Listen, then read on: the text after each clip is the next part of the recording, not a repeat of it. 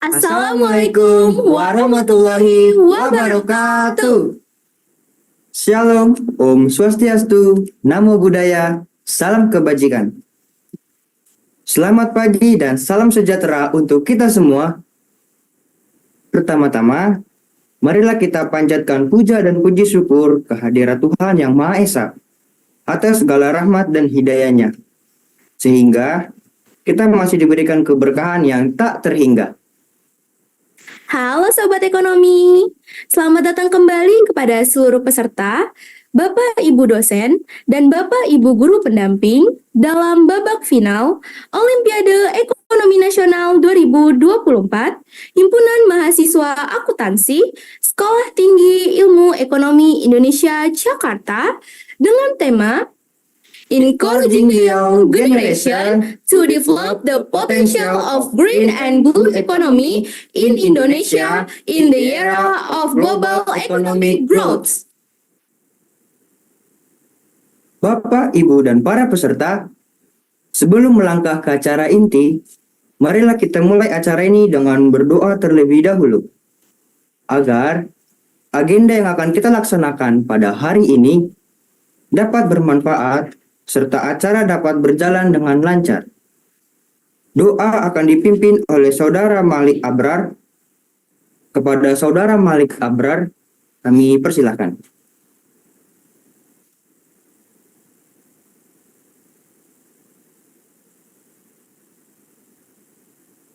Oke, baik. Bismillahirrahmanirrahim. Assalamualaikum warahmatullahi wabarakatuh. Sebelum mulai acara pada Olimpiade Ekonomi Nasional tahun 2024 ini, alangkah baiknya kita berdoa supaya diberikan kelancaran dalam setiap prosesnya. Berdoa dimulai. A'udzubillahi minasyaitonirrajim. Bismillahirrahmanirrahim. Allahumma shalli ala sayyidina Muhammad wa ala ali sayyidina Muhammadin fil awwalin wal akhirin wa barik wa sallim wa radhiyallahu ta'ala an kulli sahabati Rasulillah ajmain. Amin amin. Astaghfirullahaladzim, ya Rahman, ya Rahim, ya Alim, ya Alim, ya Alim. Allahumma inna nas'aluka salamatan fid din wa afiatan fil jasad wa jadatan fil ilmi wa barakatan fil rizqi wa taubatan qablal maut wa rahmatal indal maut wa maghfiratan ba'dal maut. Allahumma hawin alaina fi syakaratil maut wan najata minan nar wal afa indal hisab. Rabbana la tuzigh qulubana ba'da idh hadaytana wa hab lana min ladunka rahmah innaka antal wahhab. Rabbana atina fid dunya hasanah wa fil akhirati hasanah wa qina adzabannar. Wa sallallahu ala sayyidina Muhammad wa ala alihi wa sahbihi wa sallam. Walhamdulillahi rabbil alamin. Doa selesai. Terima kasih. Wassalamualaikum warahmatullahi wabarakatuh. Sebelumnya, kami ingin mengucapkan selamat sekali lagi kepada para peserta yang telah lolos ke babak final Olimpiade Ekonomi Nasional 2024. Wah, selamat ya. Pasti pada semangat banget nih, Kak. Oh iya, seperti biasa nih, kita pengen denger dulu nih semangat teman-teman semuanya. Masih pada ingat kan slogan dari Olimpiade Ekonomi Nasional 2024? Wah, masih inget banget dong, Kak. Aku kasih tahu lagi sekali lagi ya. Olimpiade Ekonomi, jadi kalau kita bilang Olimpiade Ekonomi Nasional, teman-teman silahkan on mic dan menjawab Ekonomi cerdas, prestasi gemilang. Oke teman-teman, sudah siap ya semuanya? 1, 2, 3. Olimpiade Ekonomi Nasional, ekonomi cerdas, prestasi gemilang. Wah, masih kurang semangat nih, Kak. Yuk kita ulang lagi. Ayo, siap ya semua teman-teman. 1, 2, 3.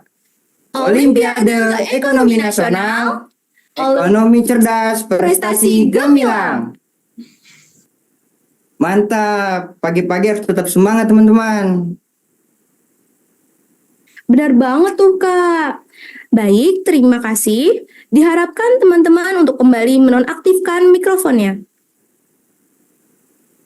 Bapak, Ibu, dan para hadirin sekalian, kembali bersama saya, Christian Hotma, dan partner saya yang imut ini, Najwa Mutia Nuraziza, selaku Master of Ceremony dalam acara Olimpiade Ekonomi Nasional 2024 pada hari ini. Selanjutnya, saya akan membacakan susunan acara. Pertama, diawali dengan pembukaan dan doa, foto bersama, persiapan babak final present your solution, isyoma, game session, pengundian beasiswa tes IELTS, pengumuman pemenang, sharing session, foto bersama, dan diakhiri dengan penutup. Sebelum masuk ke acara berikutnya, kita ada sesi foto bersama dahulu. Untuk Bapak, Ibu, dan para peserta, dipersilahkan untuk menyalakan kameranya. Hai teman-teman, on kamera. Tunjukin dong ganteng-ganteng dan cantik-cantiknya. Masih pagi juga ya, Kak. Pasti masih pada semangat nih. Oke teman-teman, kita mulai aja. Untuk slide pertama. 1, 2, 3.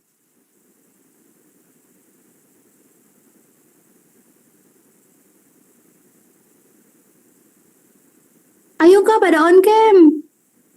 Wah, kayaknya masih ada yang belum on cam nih Kak. Ayo dong teman-teman, on cam. Ini hari terakhir kita loh. Iya, masa pada nggak on cam nih? Masih pagi juga nih Kak. Pasti pada masih segar-segar kan? Iya Kak, yuk on cam yuk.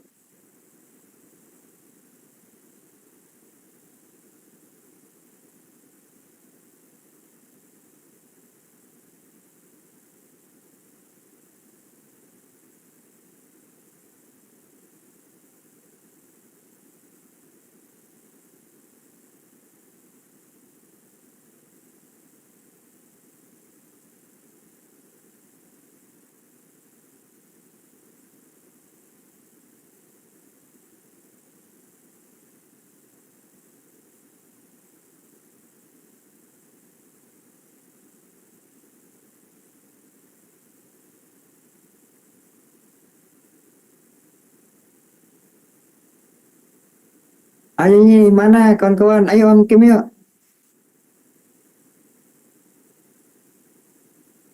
Biar kita foto nih. Biar ada kenang-kenangan untuk kita. Siapa tahu kita kangen kan sama kalian-kalian semua. Iya. Oke Kak, langsung aja. Yuk. Untuk slide pertama, 1, 2, 3. Untuk slide kedua, 1, 2, 3.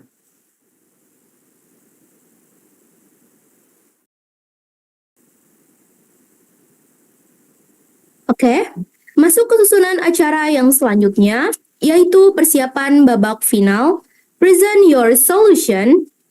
Baik, saya akan membacakan mekanisme babak Present Your Solution. Harap disimak baik-baik ya. Babak Present Your Solution merupakan tahap akhir bagi tim yang telah dinyatakan lolos pada babak sebelumnya. Sistem pada babak Present Your Solution yaitu setiap tim memecahkan sebuah studi kasus, lalu melakukan presentasi secara bergiliran sesuai dengan urutan presentasi yang sudah diundi. Presentasi dilakukan oleh masing-masing tim menggunakan bahasa Inggris. Sebelum perlombaan dimulai, panitia akan menentukan pengundian urutan presentasi, nomor soal yang dijawab berdasarkan urutan presentasi. Tiap tim diberi waktu 10 menit untuk mendiskusikan studi kasus tersebut. Pada 3 menit awal akan dibacakan dan ditampilkan soal, dan tidak ada penampilan ulang. Hasil diskusi tersebut akan dipresentasikan selama 5 menit. Pada sesi tanya-jawab, tidak hanya juri yang dapat bertanya, tetapi juga dapat memberikan satu pertanyaan atas apa yang dipresentasikan, maksimal 2 tim yang bertanya. Pada sesi ini, akan diberi waktu 15 menit. Untuk tim yang bertanya, akan mendapatkan tambahan poin sebesar 20 poin. Selama pengerjaan berlangsung, peserta dilarang melakukan kecurangan. Apabila terbukti melakukan kecurangan, akan ada pengurangan poin. Kemudian, sistem penilaian. Kriteria penilaian yang pertama, ketepatan atau kesesuaian jawaban atas soal studi kasus dengan range nilai 20 poin. 2. Penguasaan materi atas jawaban yang telah dibuat dengan range nilai 25 poin. 3. Penyampaian dan sikap saat presentasi dengan range nilai 25 poin. Yang keempat, kemampuan menjawab pertanyaan dengan range nilai 30 poin. Dengan total kriteria penilaian yaitu 100 poin.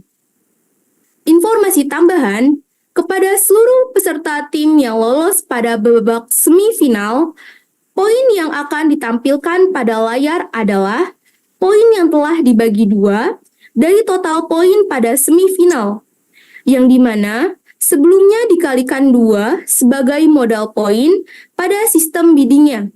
Sehingga Peserta tim dapat memberikan penaruhan poin yang sudah dipikirkan dari poin kalian pada saat itu.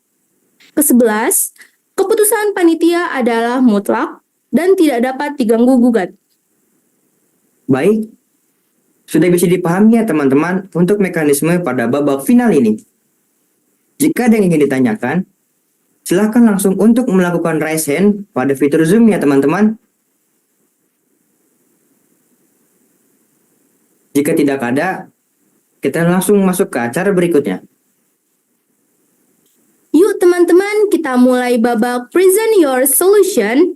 Sebelum mulai, disiapkan untuk aplikasinya, alat tulis untuk menghitung, kertas untuk coret-coretan, dan diharapkan baterai handphone atau laptop dalam kondisi full. Dan untuk seluruh peserta, diharapkan mengerjakan ujian dengan jujur, tidak melakukan kecurangan selama ujian berlangsung, serta kamera pada Zoom harus tetap menyala. Dikarenakan terdapat panitia yang melakukan pengawasan, serta diwajibkan seluruh peserta untuk mematikan virtual background.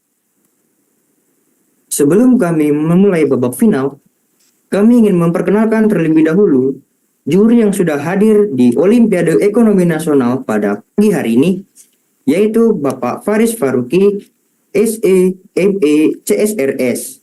Beliau merupakan salah satu dosen pengajar di Sekolah Tinggi Ilmu Ekonomi Indonesia, Jakarta. Selamat pagi Bapak Faris Faruqi. Bagaimana kabarnya, sehat kan Pak? Alhamdulillah, selamat pagi. Alhamdulillah. Baik, untuk Pak Faris, apakah ada 1-2 hal yang ingin disampaikan kepada para peserta Olimpiade Ekonomi Nasional pada pagi hari ini? Assalamualaikum warahmatullahi wabarakatuh. Selamat pagi buat para peserta dari Olimpiade Ekonomi. Selamat sudah sampai di tahap ini, babak finalis ya. Jadi selamat bertanding. Semoga hasilnya memuaskan dan tunjukkan kemampuan kalian semaksimal mungkin di dalam tahap akhir ini. Terima kasih kepada Bapak Faris atas sapaannya. Baik, selanjutnya kami ingin memperkenalkan juri kedua yang sudah hadir juga pada hari ini, yaitu Bapak Kaisar Akhir, SIK, MSc, MBA. Beliau merupakan salah satu dosen pengajar di Sekolah Tinggi Ilmu Ekonomi Indonesia, Jakarta. Selamat pagi Bapak Kaisar Akhir. Selamat pagi teman-teman. Bagaimana Pak kabarnya? Sehat? Alhamdulillah sehat, luar biasa. Alhamdulillah.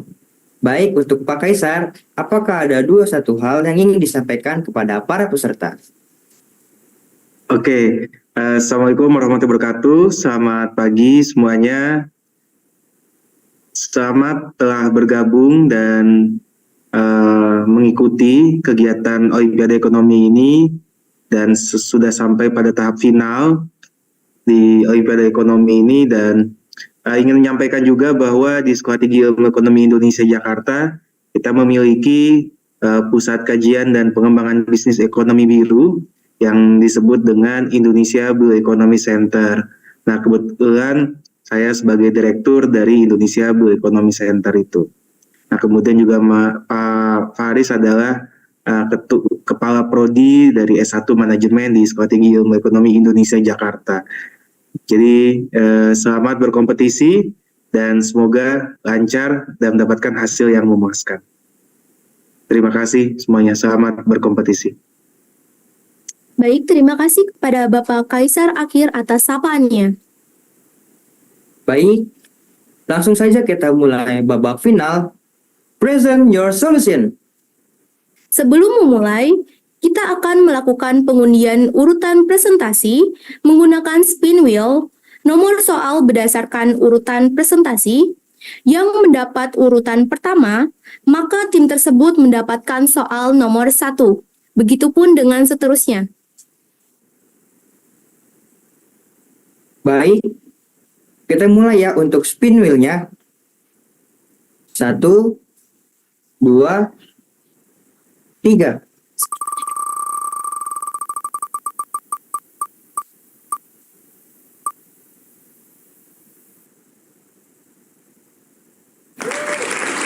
Baik, selamat kepada tim 026 Inggris, SMA Sutomo 2, dengan perolehan akumulasi poin penyisihan dan semifinal 438, mendapatkan soal nomor 5 dan presentasi urutan kelima. Lanjut, Kak.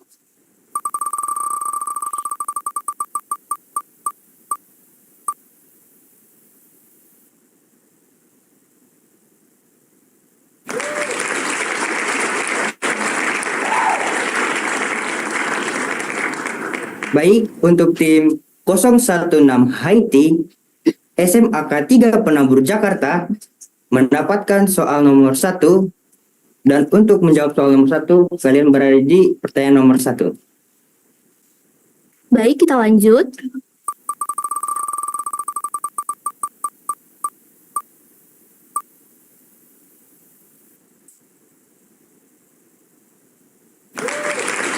Selamat kepada tim 002 Arab Saudi, SMAK 3 Penabur Jakarta, mendapatkan posisi nomor 6 dan soal nomor 6. Baik, kita lanjut.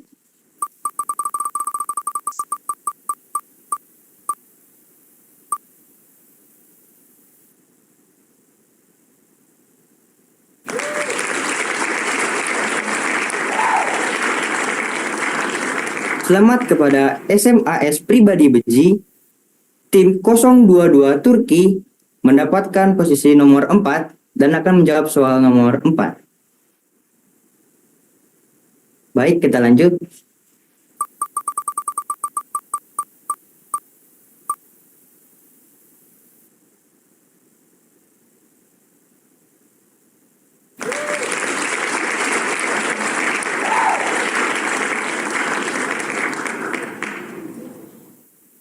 Selamat kepada SMAN 2 Kota Tangerang Selatan dengan tim 006 Ekuador mendapatkan posisi presentasi 3 dan soal nomor 3.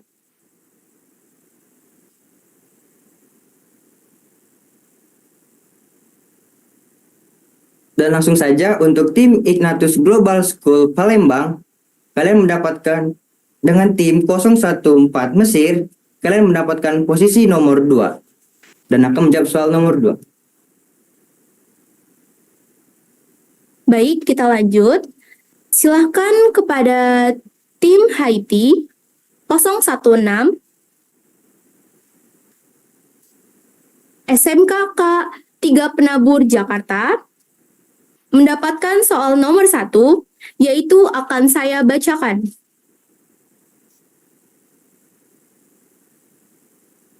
Satu, pengembangan ekonomi berkelanjutan di kawasan pesisir membahas potensi pengembangan ekonomi biru di kawasan pesisir Indonesia. Meskipun memiliki potensi besar, implementasi konsep ini masih dihadapkan pada sejumlah tantangan, termasuk kurangnya dukungan pemerintah dan masyarakat, serta kurangnya pemahaman tentang ekonomi biru. Pertanyaannya, menurut kalian, apa yang bisa menjadi solusi atau langkah-langkah untuk mengatasi tantangan dalam mengimplementasikan konsep ekonomi biru di kawasan pesisir seperti yang dibahas dalam studi kasus? Kami akan memberikan waktu selama 10 menit untuk berdiskusi, dimulai dari sekarang.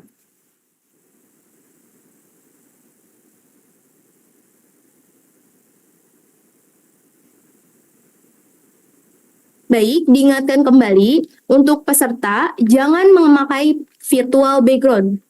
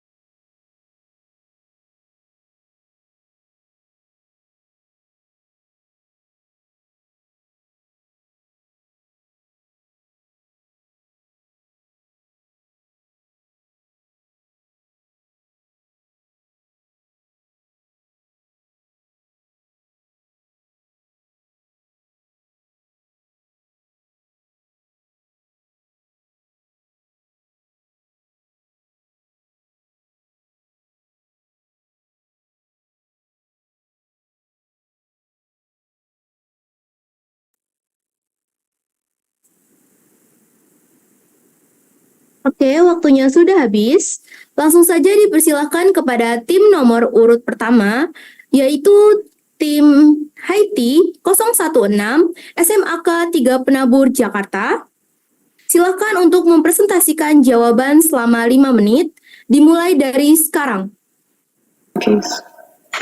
Good morning, judges and participants. Right now, we're going to present our solution to your case. Right now, the Indonesian economy is growing, and some economy practices could have harm on the environment, even on the marine section. And that is why we need to implement blue economy. Blue economy itself is an economy development concept that focuses on the sustainability of marine resources. Blue economy features the continuance of marine resources and ensures that there's an approach on managing marine resources by considering different aspects, and also to push locals to implement blue economy as well. So what exactly is the problem here? So in this case, the government gives less support, and most of the society don't see the big picture of the problem, or they simply care less about it.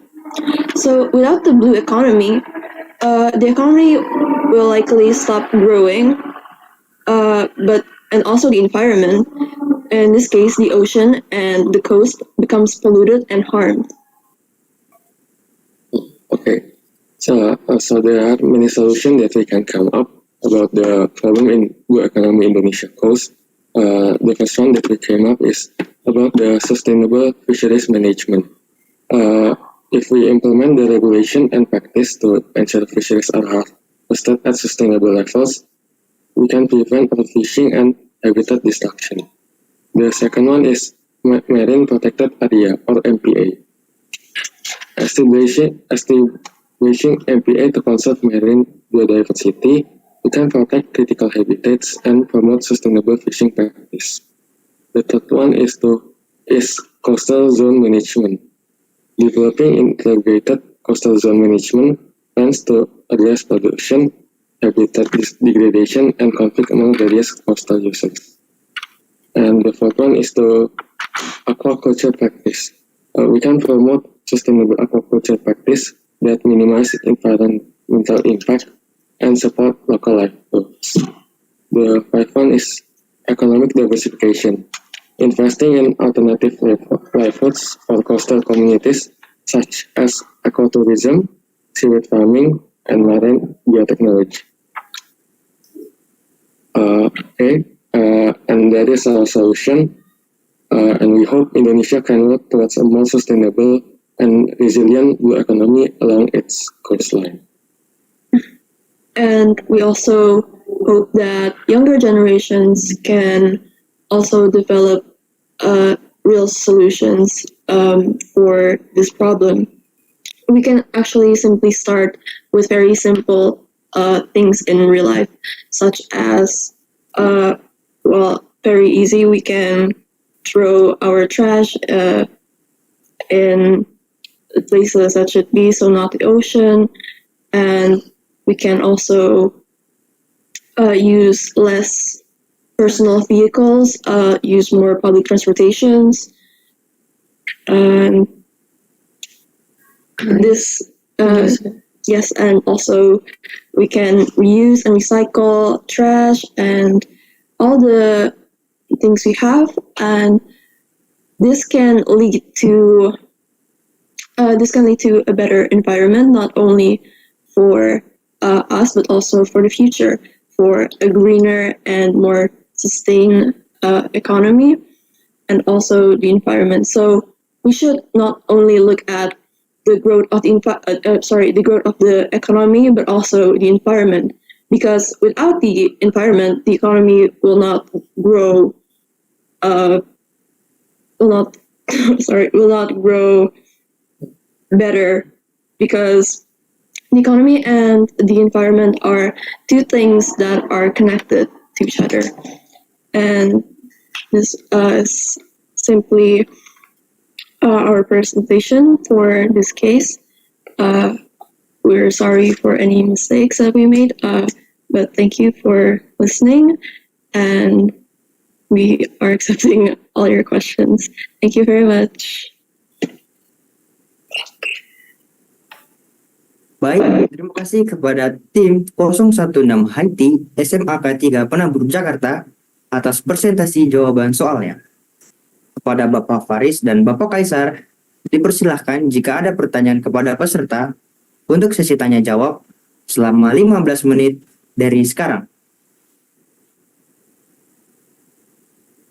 Okay, I will start first because this topic's expertise in Mr. Kaisar. Okay, my question is: you told that Indonesia must have this diversification for sustainable development in blue economy. So, what exactly the diversification that you told us is that? Because in your presentation you thought that Indonesia needs diversifications, and what kind of specific diversification to increase the growth for the blue economy. We know that Indonesia right now has the roadmap for the blue economy strategies for sustainability and also for growth from sector in blue economy. So can you explain more about what kind of diversification that you told us before?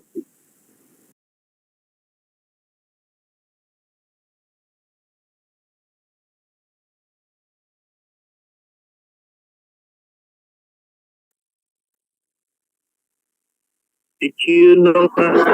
You understand what the question is? Yes, we think so. So, as more specific example for this blue economy, one of them are things such as the development of marine biotechnology. So, why is this related to the blue economy?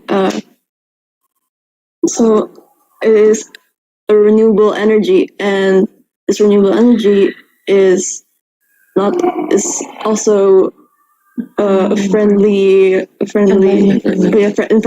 friendly, and we can also have planting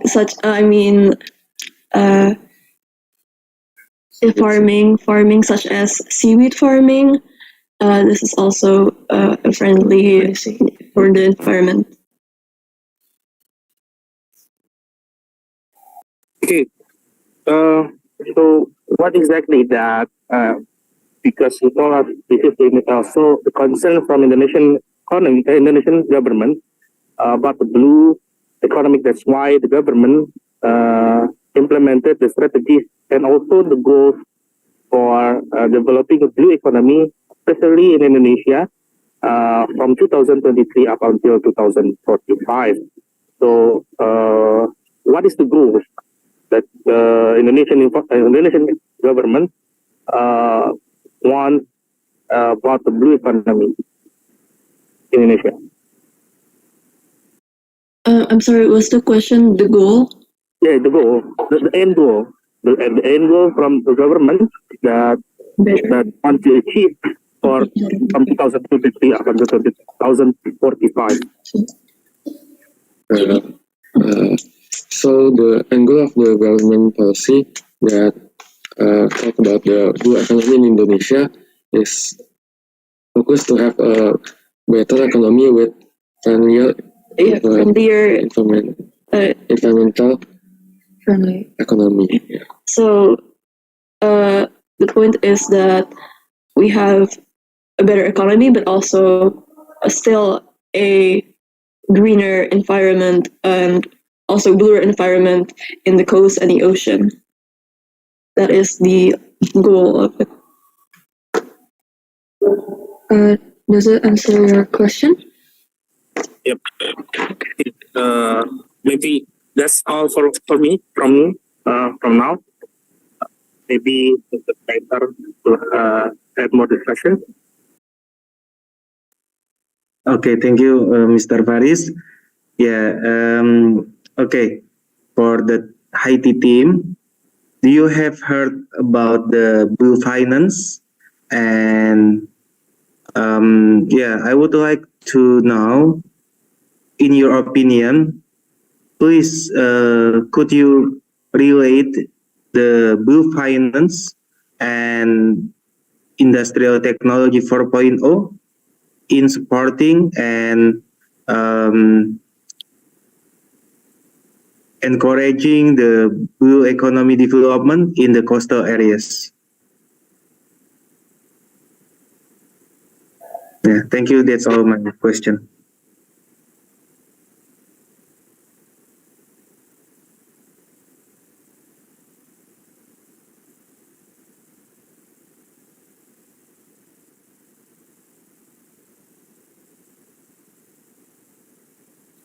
I'm sorry. So your question is how the blue finance is related to the blue economy. Yeah, like please explain how the blue finance and industrial technology 4.0 to support the blue economy development in the coastal areas. Situ. So lo yang jawab kan Okay. So blue finance, it's an investment dedicated to financing the activity related to the ocean and water management. And so, if you have this balanced finance, it also stabilizes the economy and also the environmental friendly methods or techniques that can be developed. Okay, maybe I can make it easier or more simple about the question. Like, okay, blue finance talking about the investment, about the financial aid, yeah, for a developing blue economy. And in your opinion, what kind of activities or policies or programs can boost the blue finance in Indonesia to give the financial support of blue economy development? So we personally may think that one of the examples or solutions, so there should be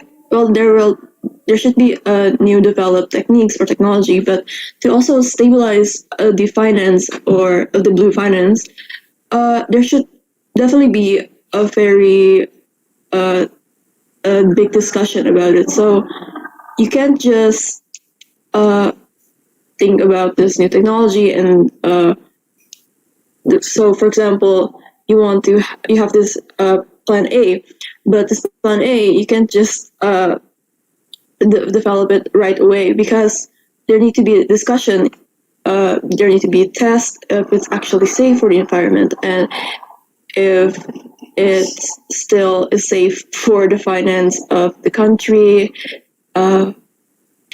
and if it's effective for the whole coast and the ocean. So you definitely need to consider a lot of factors before you make that decision. So yeah, that is our answer. Okay. Okay.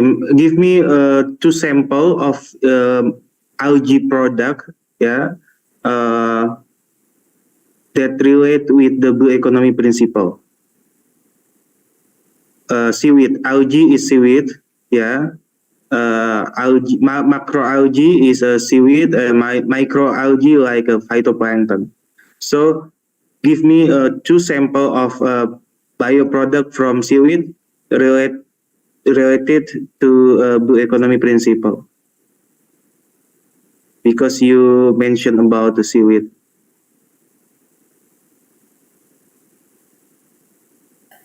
There are products so after the seaweed farming, we can develop products such as seaweed, and there's also something like gelatin, or as we know in Indonesia, agar, and these products also come from red seaweed. So not only those are the two products that can come from the seaweed farming. Yeah, maybe like biogas, biofuel, biodiesel, yeah, superfood, bioethanol, yeah. Okay. That's all my question. Thank you. Maybe from other team would like to ask some questions.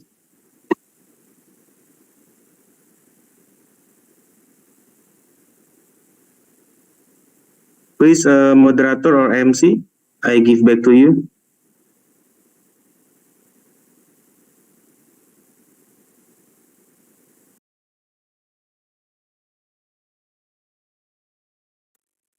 Hello, moderator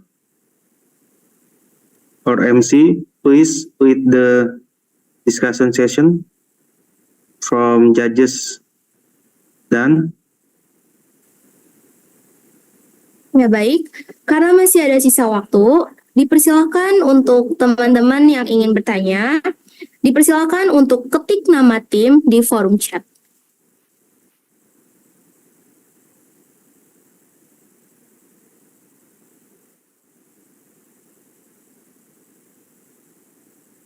Baik, untuk tim 006 Ekuador bisa ditanyakan. Okay, beforehand, thank you for the presentation and thank you for the opportunity to ask dear judges and moderator. May I ask, from your answer, are there any concrete examples of policies that have been implemented by the government in implementing the blue economy concept in coastal areas? Thank you. Baik, untuk tim Haiti bisa langsung dijawab.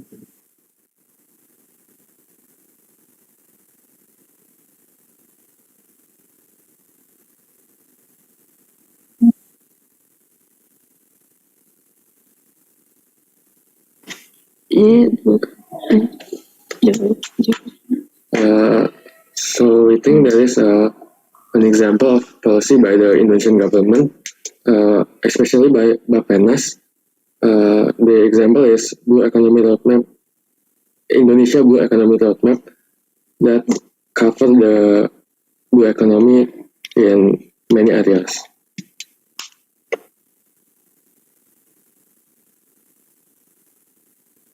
Apakah tim lain ingin mempertanyakan lagi? Okay. So,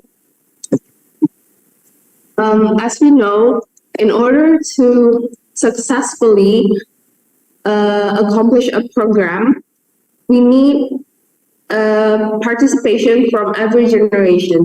But as we know, many people now is ignorant with such as programs like that. So how can you guys sure to like how you guys can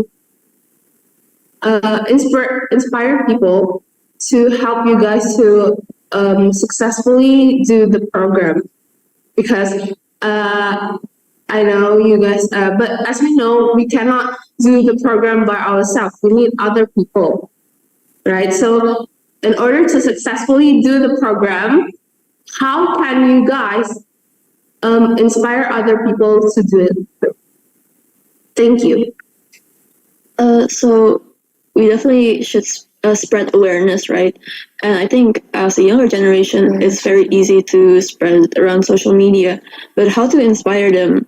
Well, nowadays there are a lot of new technologies. I mean, such as we can pull the younger generation or our generation from social media in such forms as videos or activities such maybe as we do a cleanup together. And usually when I see videos where people go and clean the environment together, it sort of inspires me. But in a very, like, I can start in a very simple way, like start around my surroundings to clean up. So I think approaching our generation through social media is one of the easier solutions to that problem.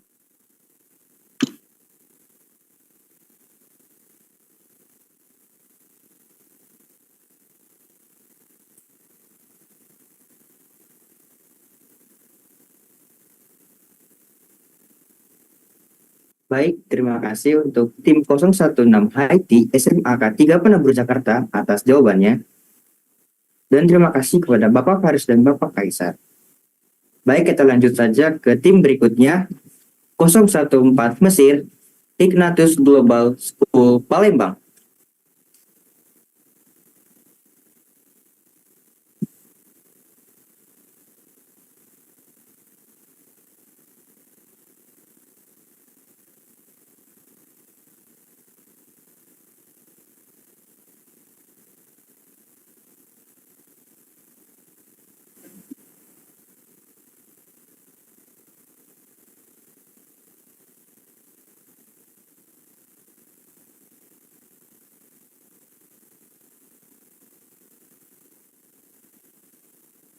Baik, untuk tim Mesir mendapatkan soal nomor 2 dan saya akan membacakan soal nomor 2. Pada tahun 2024, Departemen Keuangan Republik Indonesia meluncurkan kebijakan Departemen Keuangan Republik Indonesia meluncurkan kebijakan hilirisasi sumber daya alam untuk mendukung ekonomi hijau. Hilirisasi adalah proses mengalirkan hak atas sumber daya alam dari pemerintah ke individu atau badan usaha seperti perusahaan swasta.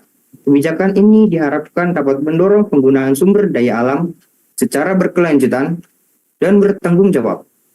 Kebijakan hilirisasi sumber daya alam memiliki potensi untuk mendukung ekonomi hijau dengan mendorong pertumbuhan ekonomi lokal. Hilirisasi juga dapat mendorong pertumbuhan ekonomi lokal. Misalnya, perusahaan yang memiliki hak atas sumber daya alam dapat menciptakan lapangan kerja dan memberikan kontribusi pada perekonomian setempat. Pertanyaannya, bagaimana tanggapan kalian mengenai kebijakan hilirisasi dalam mendorong pertumbuhan ekonomi lokal?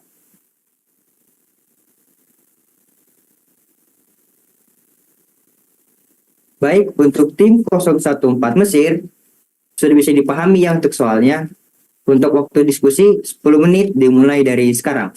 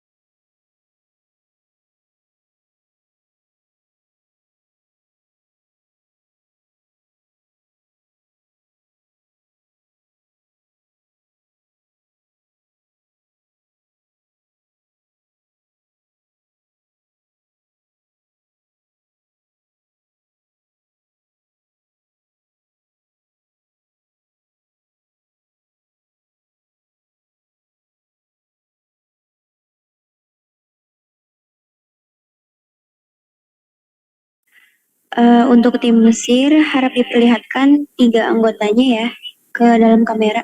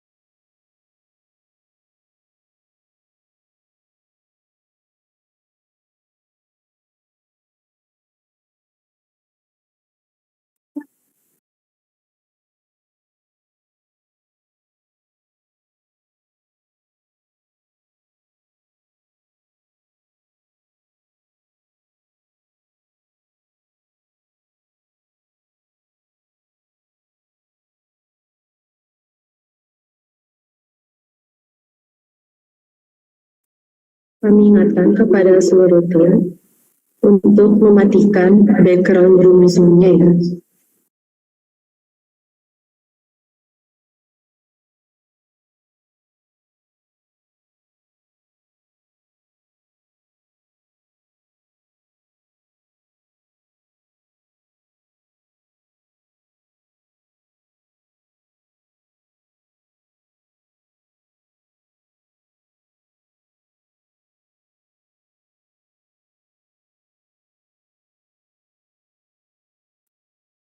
Pada tim Arab Saudi, mungkin bisa untuk merapatkan duduknya ya, jadi dalam satu frame itu terlihat seluruh peserta.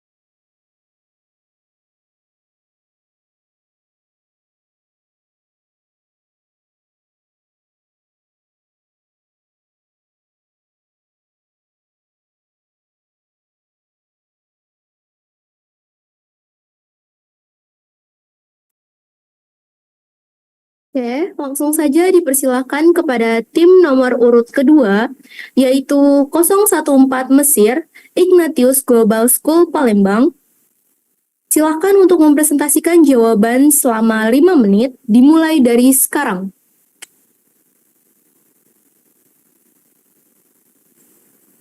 So, yeah, thank you for the time. So, good morning to all the judges and the participants. So we are team 14 from Ignatius Global School Palembang. We're today gonna do a presentation about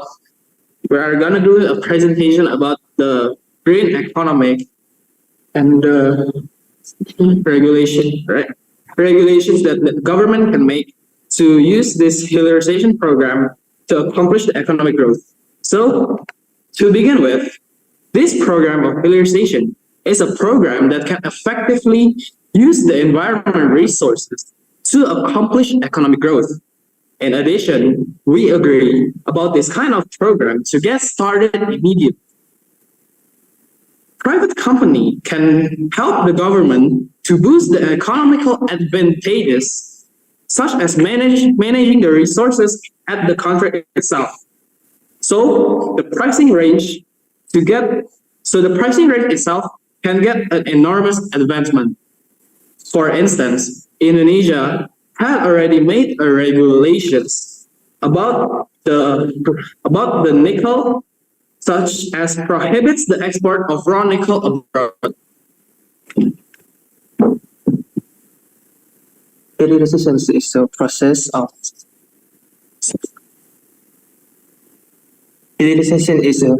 of substance economic transformations in which industrializations policy are based on the high added value commodity towards our more complex economic structure. For example, is the government's managed nickel, which previously was only explored as raw goods, but now the government's managed nickel first into high value goods. This increasing the selling price of nickel and increasing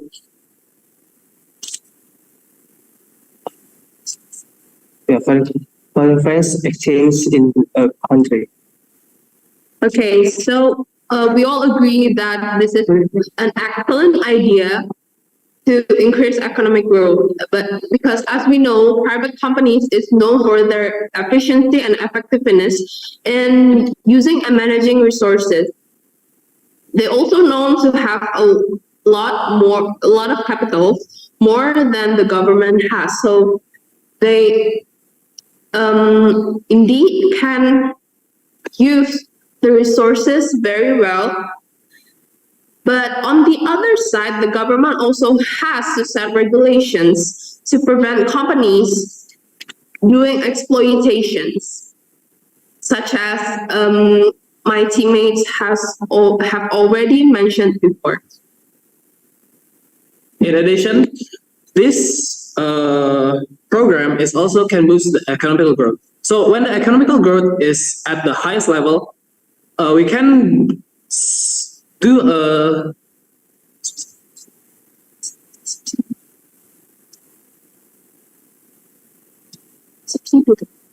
subsidy to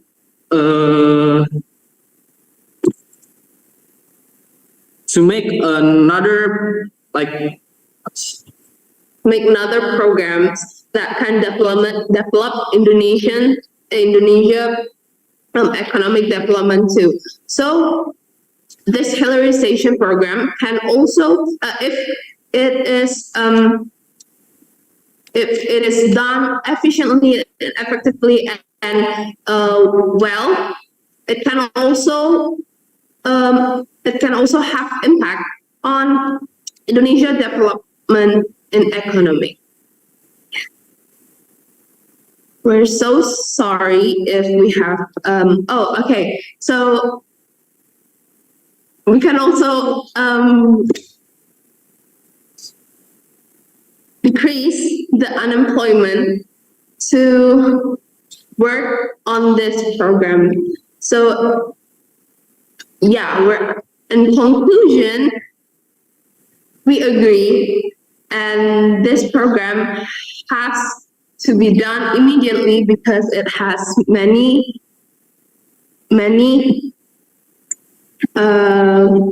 benefits for Indonesia and country. Thank you.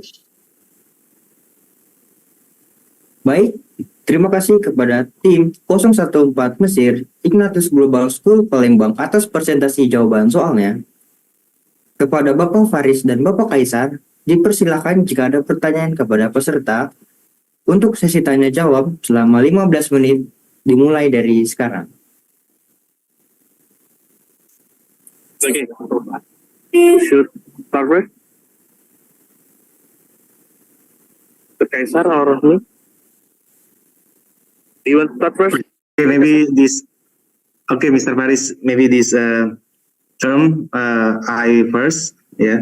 Okay.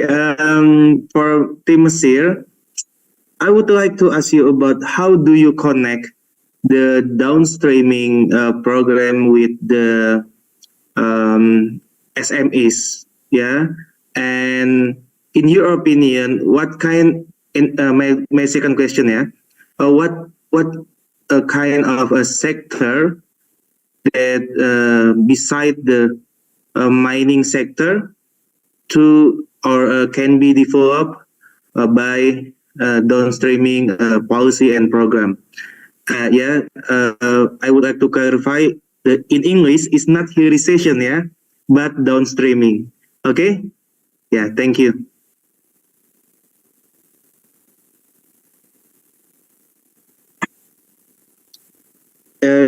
Pardon, can Did you get it, my question?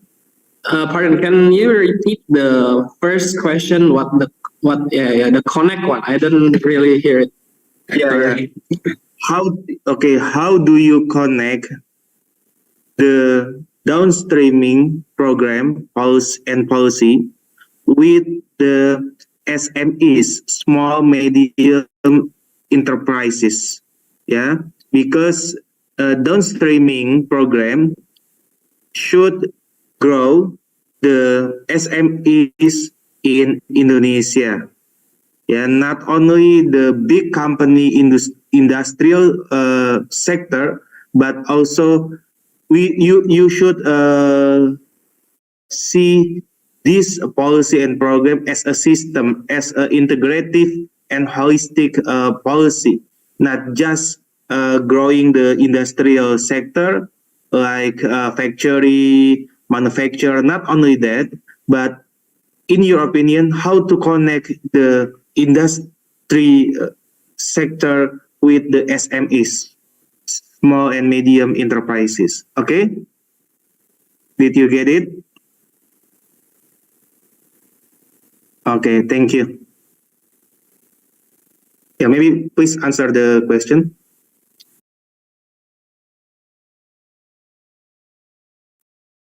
Okay. So I think we can connect industry section with SME by making an organization for like KM or SME to do a industry together, because they can help each other and develop a good results. In addition, we also know that Indonesian economical advantages is 60% of Indonesian economical advantages is used by UMKM. So maybe making this organization can provide the environment itself for making the UMKM development can grow higher. Okay, my second question: what kind of a sector can we develop by downstreaming beside mining sector? Why?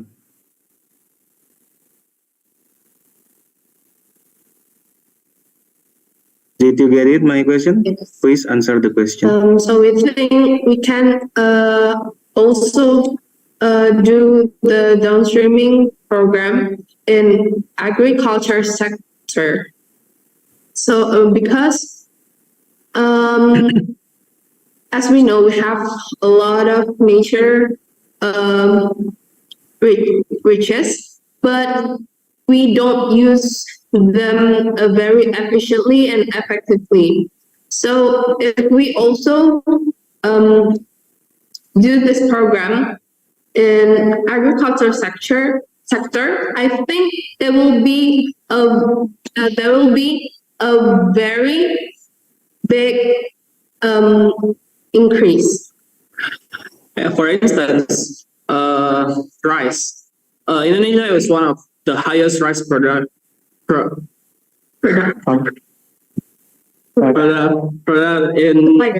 in Southeast Asia. So maybe we can manage this rice first.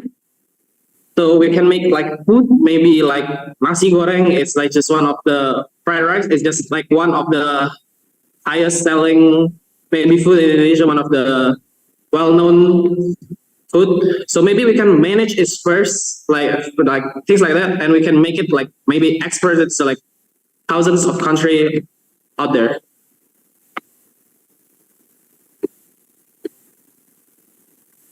Okay, thank you. Please, Mr. Faris, your question. Okay, thank you, Mr. Kaisar.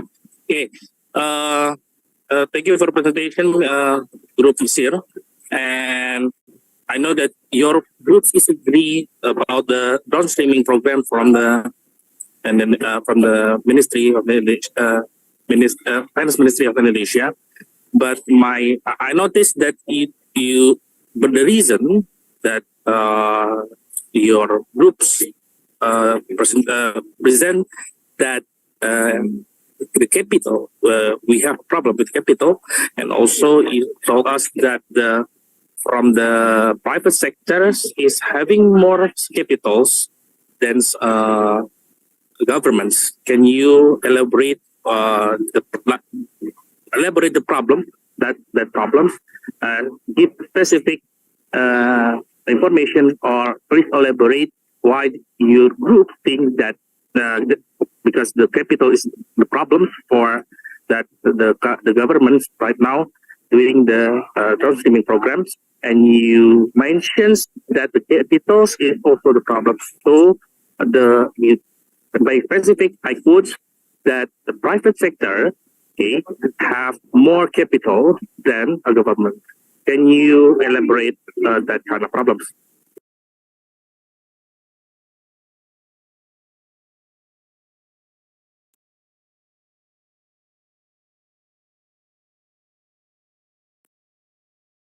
Okay, please answer the question.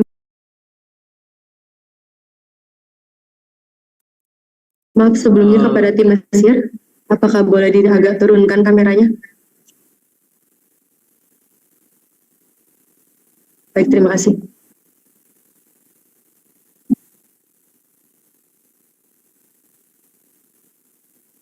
So to begin with, maybe this downstreaming program is the problem is the capital, right? So but maybe for me, in my opinion, the capital itself is not the problem. Maybe the major problem for the government itself, because maybe there's a lot of reason why they not put this kind of things in their mind. Maybe because there's a lot of things that they use the money for to use in other programs, and we don't mention the corruption itself, because this kind of things will make a lot of chances for the corruptor itself to corrupt the money. Like we know in Indonesia, there's a lot of cases, and also maybe the private equity can manage it better. We can talk about country like Korea. Korea have like big company that manage their country. So maybe, for instance, Samsung, they can manage the company itself higher than the government itself. So the country can have a major advancement on the country. So maybe in Indonesia we can do the same thing. Okay, but as we know that Indonesia is the 16th largest countries by economies. Okay, so if told us that the government don't have any kind of money, I also don't see that that's not a big problem. But that's okay. But my second question for your group is, that to running the program for the downstreaming programs, there is a threat and also there is an opportunity for the downstream program in Indonesia. And you mentioned about efficiency and etc. That is the better for the downstreaming program. But can you tell us, okay, the threat from and the challenge about the downstreaming programs more specific? The threat to running this downstreaming program.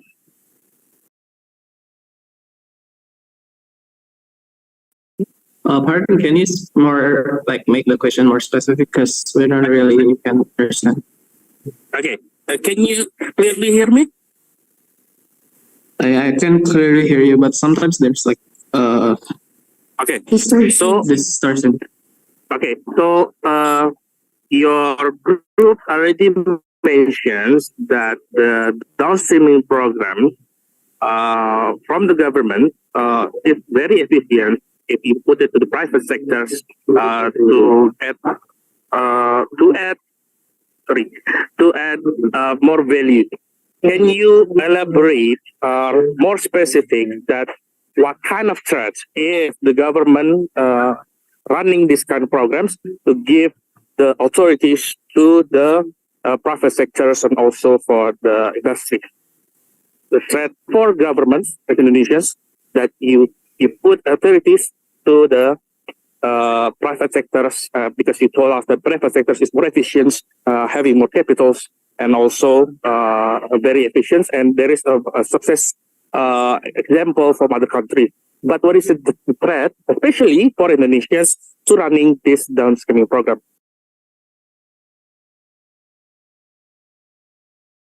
Do you understand the threat and the challenge that will Indonesian face if the programs want to run smoothly and successfully? So maybe for me, the threat is the company itself. So when we having a conversation with a private company, there is a lot of reasons why the government does not do this. So maybe the highest threat and the challenges is when the private company itself have a problem in their company, such as bankruptcy. So when we collaborate with this kind of private company, when the company itself has the bankruptcy, it can also affect our program. So it can maybe the program itself cannot be run down successfully. And also there's a opportunity for the companies for not using the resources very efficiently and effectively as we expect. So I think the major problem and threats and challenges on this downstreaming program is in the companies that there's themselves.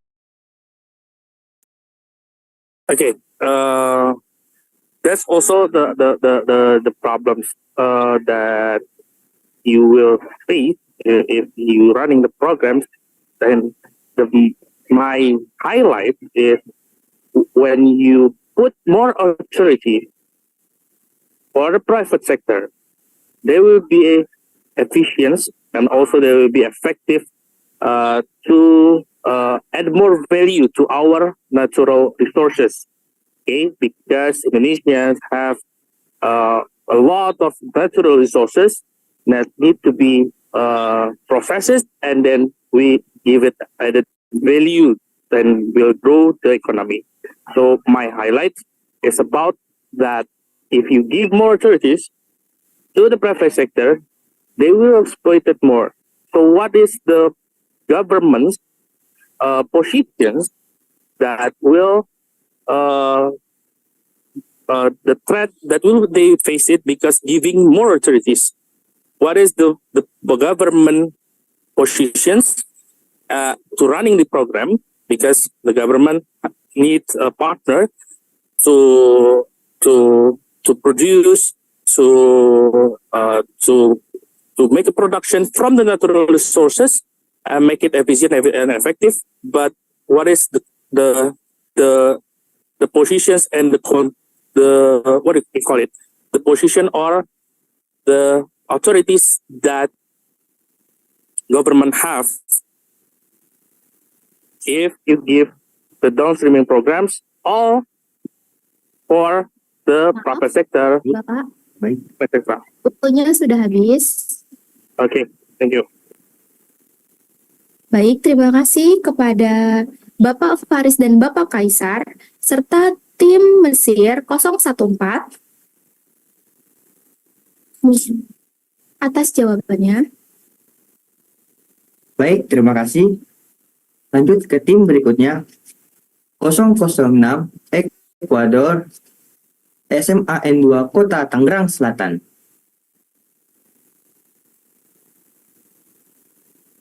Baik, untuk tim 006 Ekuador mendapatkan soal nomor 3, yaitu saya bacakan.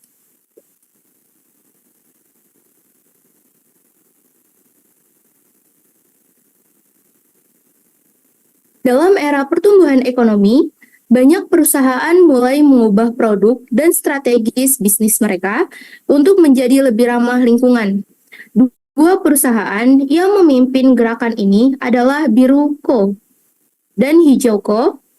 Biruko adalah perusahaan raksasa konsumen multinasional yang memiliki berbagai jenis produk konsumen, dari makanan ringan hingga produk kebersihan.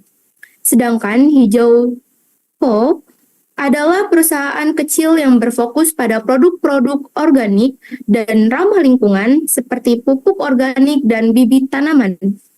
Pertanyaannya, menurut kalian apa manfaat ekonomi dan lingkungan dari gerakan biru hijau ekonomi ini?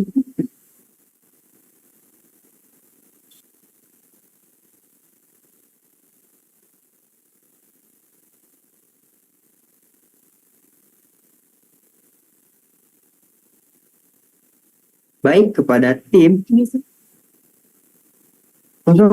Ekuador, kami akan memberikan waktu selama 10 menit untuk berdiskusi, dimulai dari sekarang.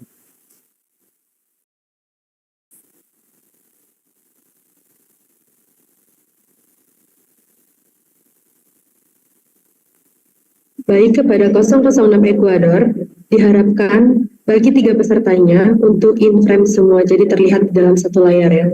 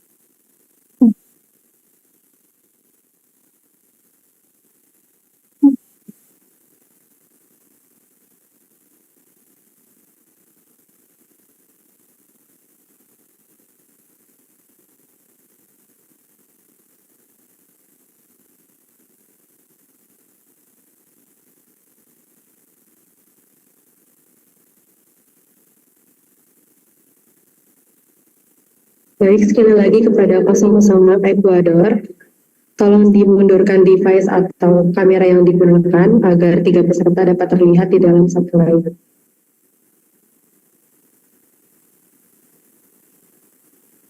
Baik, terima kasih.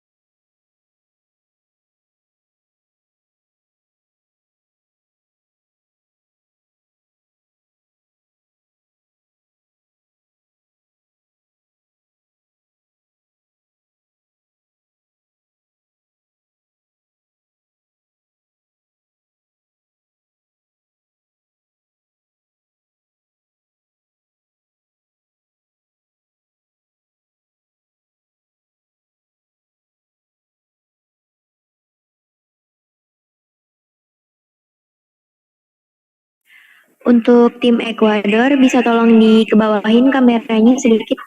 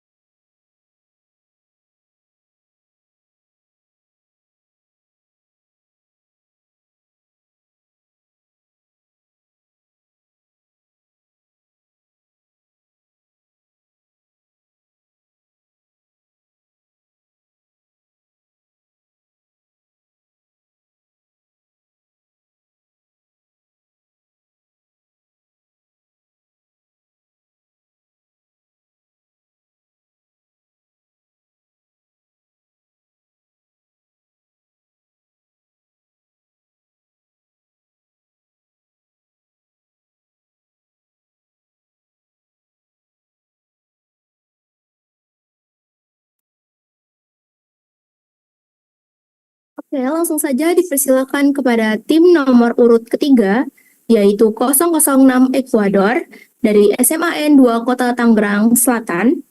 Silakan untuk mempresentasikan jawaban selama 5 menit. Dimulai dari sekarang.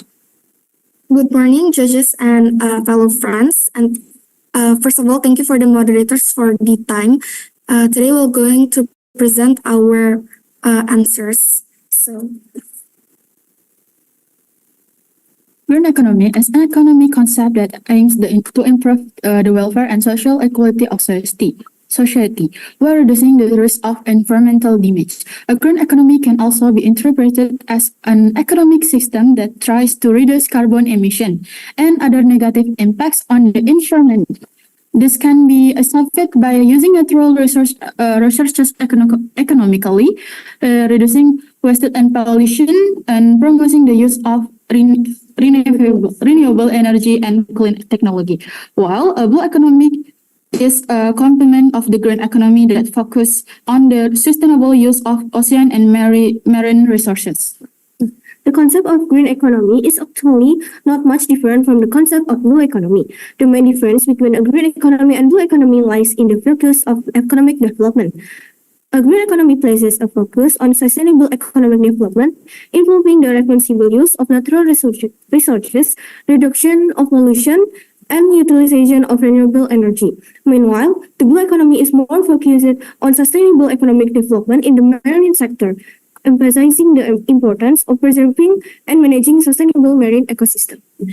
And so the study case asks what is the economic benefits and environmental benefits of the green and blue economics. So for the economic benefits, as we all know, the blue and green economic movement can create new jobs or in job creation in sectors such as renewable energy, waste management, ecological tourism, and other green industry.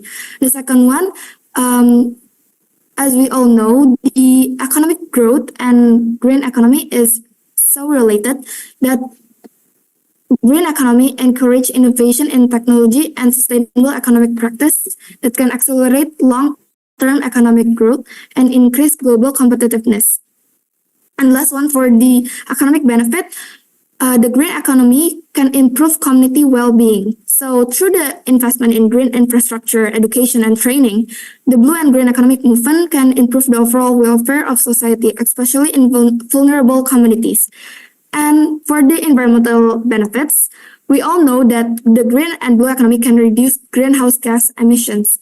So adopting the renewable energy and environmental friendly products can practice the reduction of greenhouse gases emissions and combat of climate changes. The second one is, in our opinion, the green economy can help conserve the natural resources.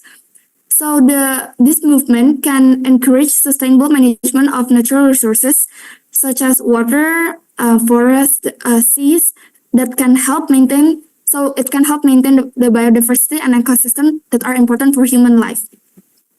The third one is it helps the environmental restoration. So through this economic restoration practice, good waste management and forest replanting, the blue and green economic movement can contribute to the recovery of degraded environments.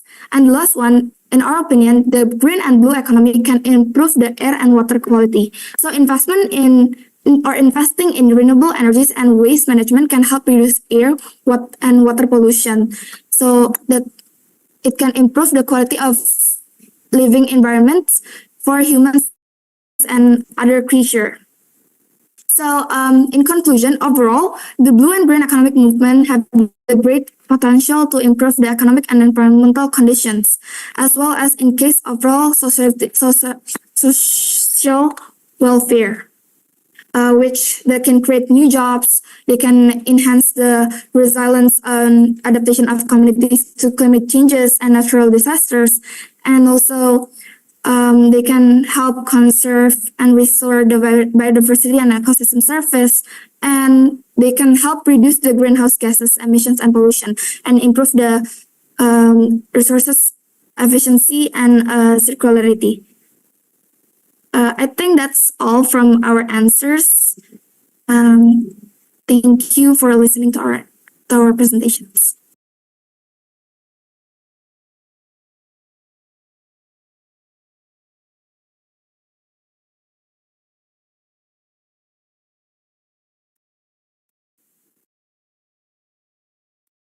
Baik, terima kasih kepada tim 006 Ekuador SMAN 2 Kota Tangerang Selatan atas presentasi jawaban soalnya.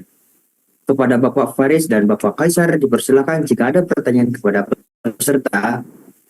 Untuk sesi tanya jawab selama 15 menit dimulai dari sekarang. Mr. Faris first, please. Okay, because this is mostly the specialist from Mr. Kaisar, I will ask first. So we know that the concept for a green economy or blue economy is starting from the developed country. So we, Indonesia, as a developing country, is it the right time that we adapt that concept to our economy right now? Please give your opinion about is it the right time for us as a nation, also as a developing countries, to adapt this movement right now?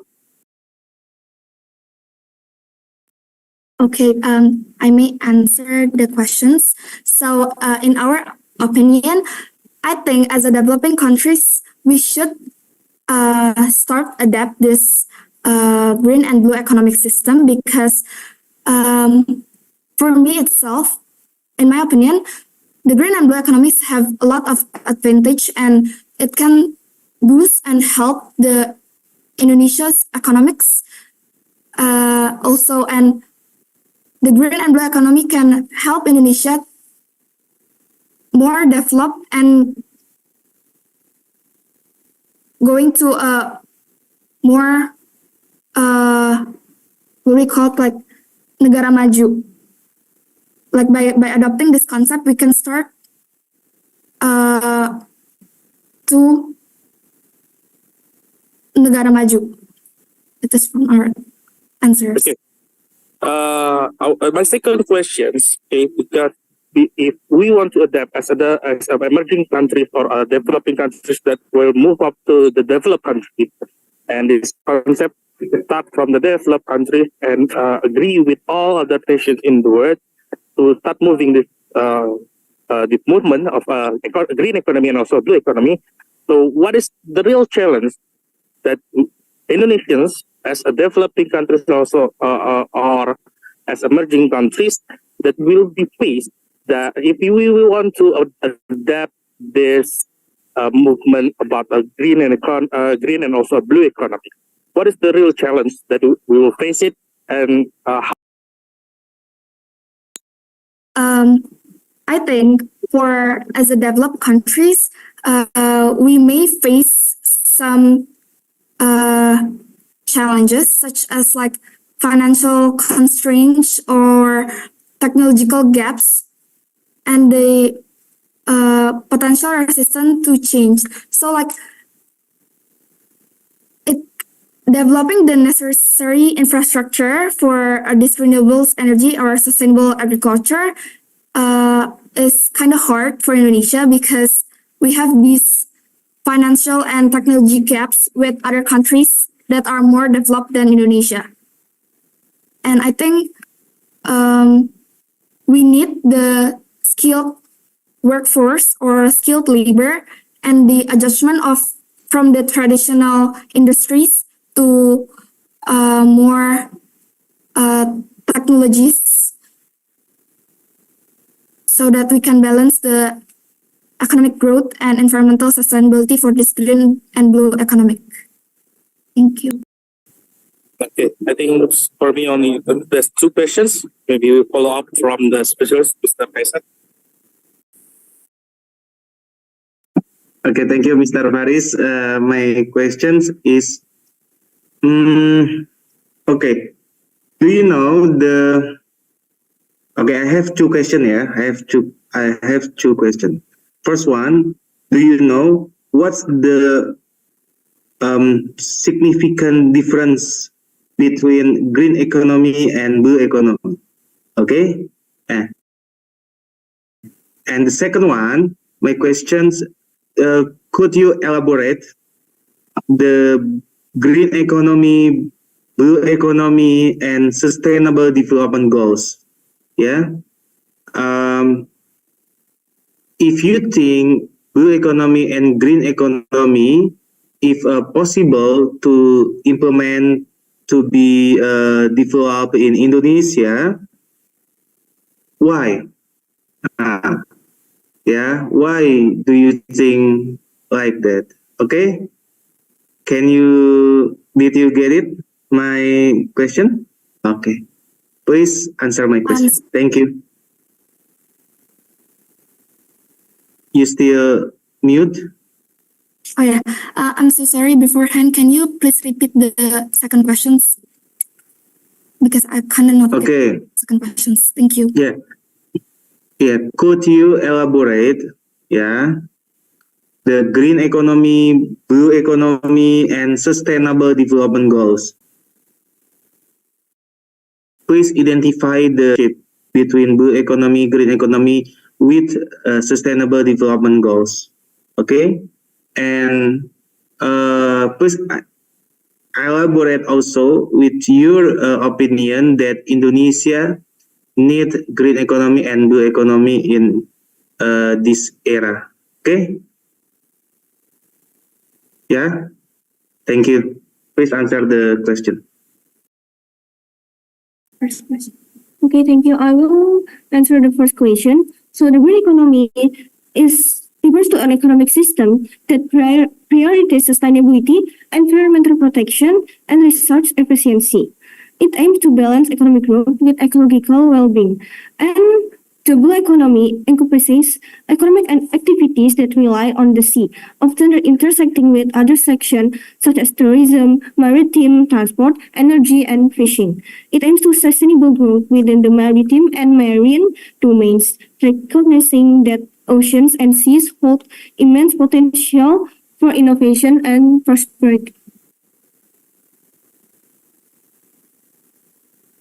Okay, so I may answer the second question. So you asked, what is the relation between green economy, blue economy, and sustainable development goals? So I had studied about sustainable development goals a few years ago. So if I'm not mistaken, this concept of blue and green economics is closely linked to the UN SDGs. So if I'm not mistaken, the UN SDGs number 6 is about the clean water and sanitation, whereas both green and blue economics emphasize sustainable water management and conservation. So it connects between the SDGs and the green and blue economic system. And also, another SDGs that I remember is the SDGs number 13, or the climate action, if I'm not mistaken. And both green and blue economics aim to mitigate climate change by reducing the carbons. So it promotes the sustainable practice and preserving the ecosystems. And you asked that why Indonesia as a developed country should start the green and blue economics, right? In our opinion, the green and blue economics has a lot of potential advantage, and it can help and boost Indonesia's economics and environmental preservations. So like the green and blue economics can help the transitioning and help mitigate the climate changes in Indonesia, reduce pollutions, and like conserving biodiversities and contributing to long-term environmental sustainability. And also, I think as a developed countries, we have a lot of unemployment, right? We have lots of unemployment, and this green and blue economic concept can help in job creations. So like transitions to green and blue economics can create new job employment opportunities in Indonesia in a few sectors like agriculture, tourism, and from this job creations opportunity, it can help supports the economic growth of Indonesia. Thank you. That's from our answer.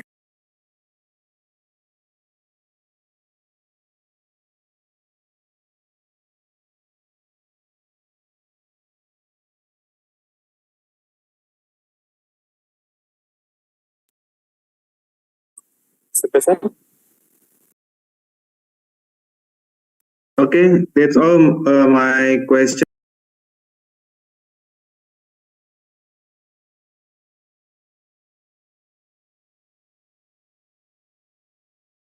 Yeah, please MC give to the other team, maybe they have question. Baik, Jika ada tim yang ingin bertanya atau menanggapi, mohon untuk menunggu konfirmasi dari kami ya. Karena masih ada sisa waktu, dipersilakan untuk teman-teman yang ingin bertanya kepada tim nomor 026 Inggris, dipersilakan untuk bertanya.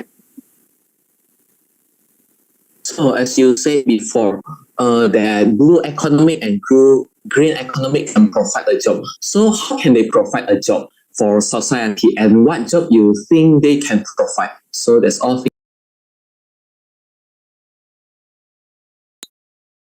Okay, I may answer your questions. Thank you for asking beforehand. So, in our opinion, the green and blue economy can create new sectors, such as like the agriculture sectors, the ecotourism, and like anything like the green and blue economics, and so it needs more employment, right? In this economy, in running these sectors, it needs a lot of employment. So the green and blue economy can help create new job creations and job opportunities for the unemployment. That is for the answers. Thank you.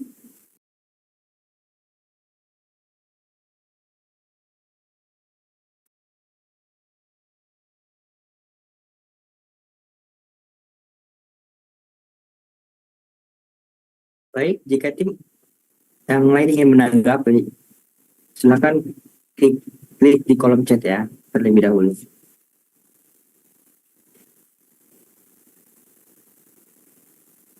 Baik, untuk tim 016 Haiti, silakan menanggapi. Okay. Could you tell us the implementation differences in green and blue economy between blue co and hijau co, so that they could be more effective? Yeah.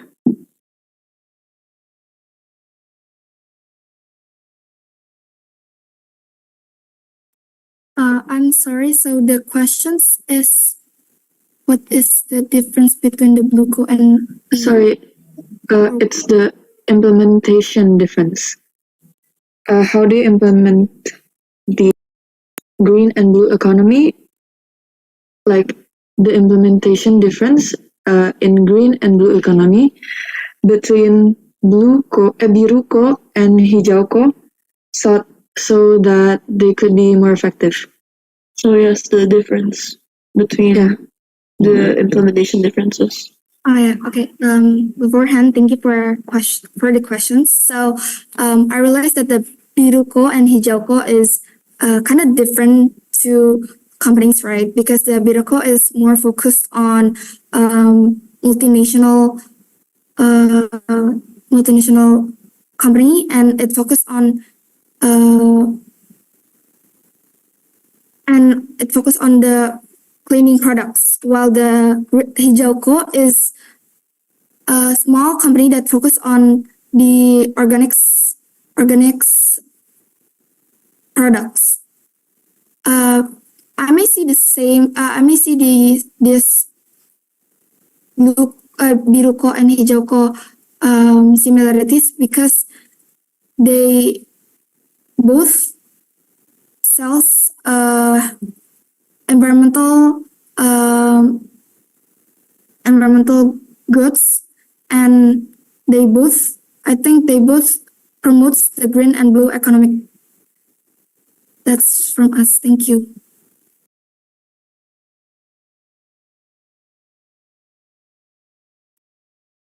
Baik, terima kasih kepada tim 006 Ekuador, SMAN 2 Kota Tangerang Selatan, atas presentasi jawaban. Terima kasih kepada Bapak Faris dan Bapak Kaisar. Baik, terima kasih. Lanjut ke tim berikutnya. 002 Turki, SMAS Pribadi Beji. Saya akan membacakan soal nomor 4 untuk tim 022 Turki, SMAS Pribadi Beji. Pemerintah Indonesia berupaya untuk meningkatkan perekonomian melalui Society 5.0 yang merupakan era di mana teknologi digital dan manusia bekerja sama untuk menciptakan nilai tambah bagi masyarakat. Implementasi Society 5.0 di Indonesia melibatkan peluncuran berbagai inisiatif dan program yang bertujuan untuk mewujudkan visi ini. Salah satu contohnya adalah investasi dalam teknologi digital, pemberdayaan masyarakat, dan pengembangan infrastruktur. Pemerintah juga mendorong penggunaan teknologi internet, kecerdasan buatan, dan digitalisasi di sektor industri, pendidikan, dan pelayanan kesehatan. Pertanyaannya, bagaimana Society 5.0 dapat memberikan kontribusi terhadap peningkatan kesejahteraan masyarakat di Indonesia? Baik, untuk tim 022 Turki SMAS Pribadi Beji, waktu diskusi 10 menit dimulai dari sekarang.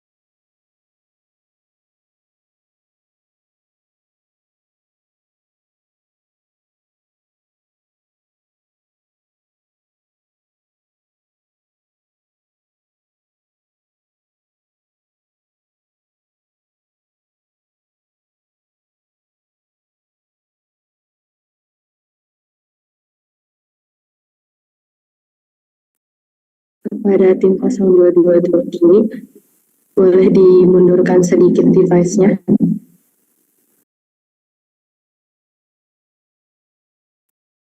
Baik, terima kasih.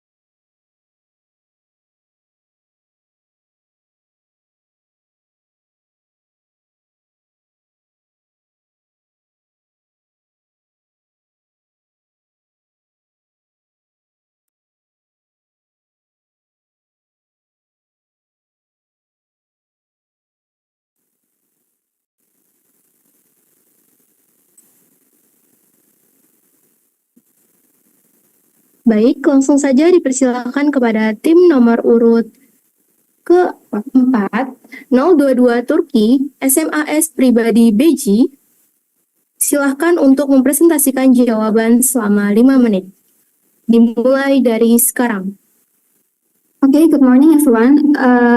So now thank you for the opportunity. Now we would like to present our solution, and we would like to point the question how the society 5.0 can contribute to improving the quality of life in order to increasing the economic growth of Indonesia.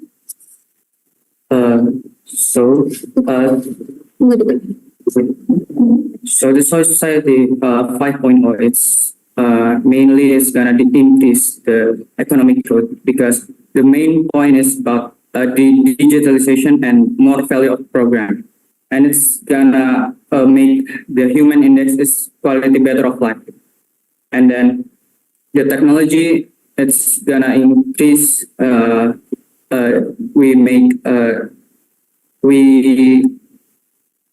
We use an AI and maybe some technology, smartphone and digitalization. It's gonna accelerate the human development index, and then it's also main point is about digital technology and more labor skillful, and it's gonna increase the infrastructure itself. So it's gonna make a better education, make better health for the society, and it's gonna increase the capital and investment. And now we're talking about the Human Development Index indicators, which is the quality of education, the quality of wealth, and the income of society. It was like circular flow. When we improving the quality of education and we have a better quality of education, so we reducing the poverty of this country. When the poverty of this country is decreased, we also improve the quality of health, obviously. Okay, so now we're talking who is the agents that contribute this problem.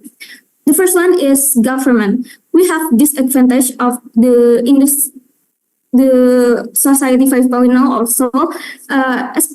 For example, is the AI existence.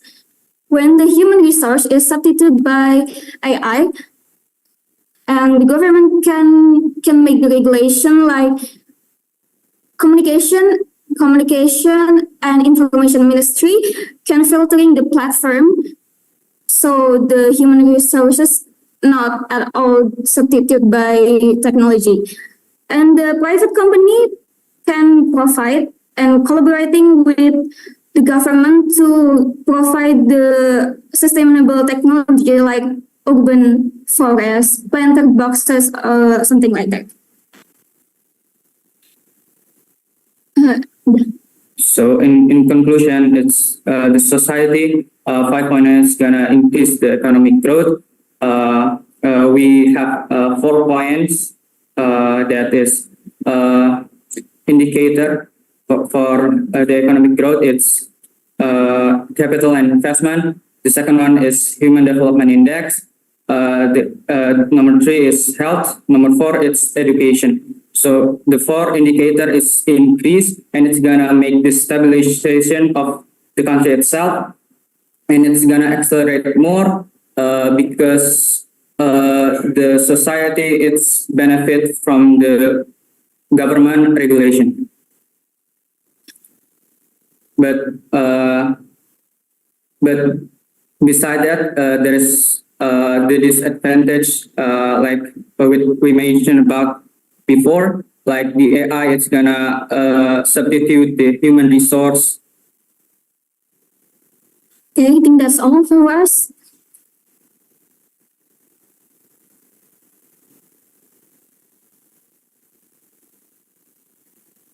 Thank you. We're opening the question.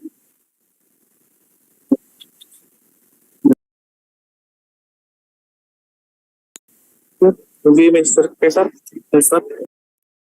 Oke. Baik. Ya. Terima kasih kepada tim 022 Turki SMAS Pribadi Beji atas jawabannya. Kepada Bapak Faris dan Bapak Kaisar, dipersilakan jika ada pertanyaan kepada peserta untuk sesi tanya jawab selama 15 menit dimulai dari sekarang. Okay, thank you for your great presentation.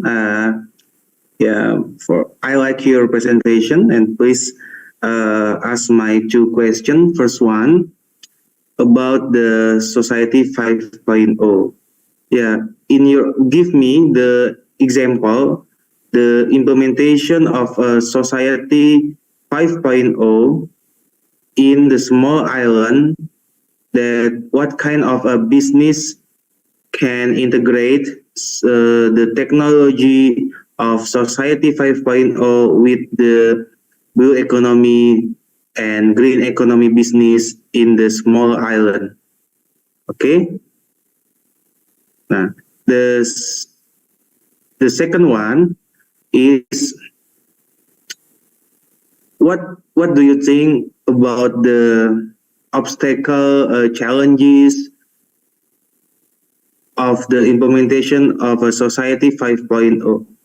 Is it really we need the Society 5.0 to be implemented in Indonesia, or just okay, we implement industrial technology 4.0 first, and after that the Society 5.0, or okay, right now we should implement Society 5.0. Okay, did you get it, my question? Okay, thank you. Okay, thank you for the question. The first question is about the small island, right?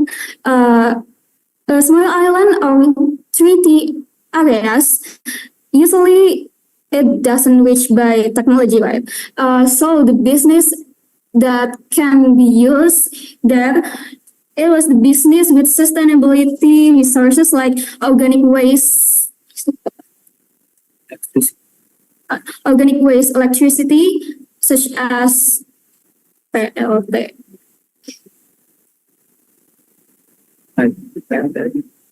Okay. Use organic waste because of the Indonesia has a lot of organic waste resources. We can use this organic waste to make the sustainable technology, such as solar panels, planted boxes, which is made from plant. And the second question is about obstacles and challenge. We need. Okay, Indonesia is developing country. We need using this Society 5.0 by using natural resources by downstream the natural resources that we didn't use it before. Thank you, sir. That's all from us.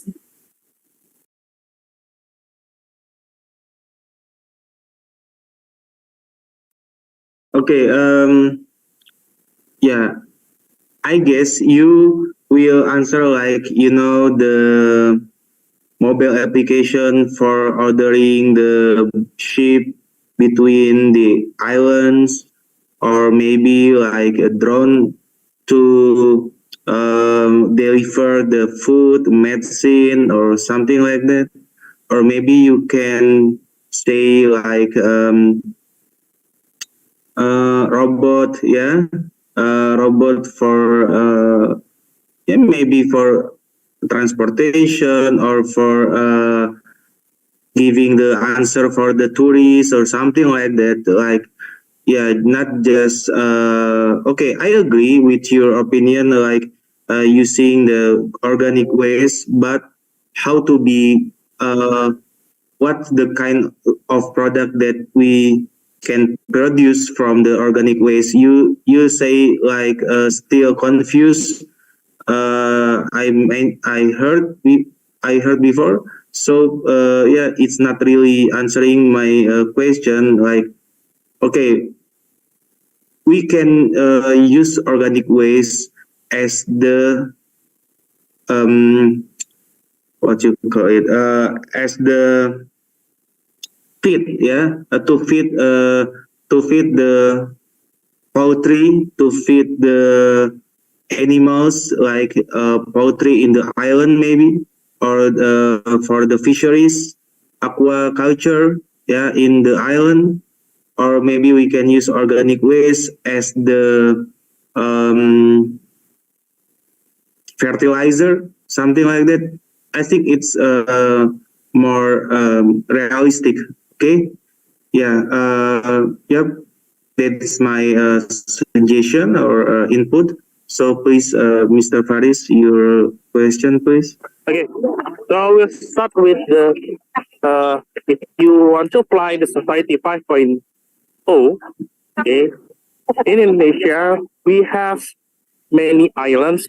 We have there is a rural, there's also urban area. So when you implemented the Society 5.0, is it possible for us to cover up the whole island, all in Indonesia, from Sabang to Merauke, and how you implemented that the concept of Society 5.0 in Indonesia? How you implemented that in our geographical, current geographical Indonesia, with many diversities, with many islands, with a big area to cover up, how you implemented the Society 5.0.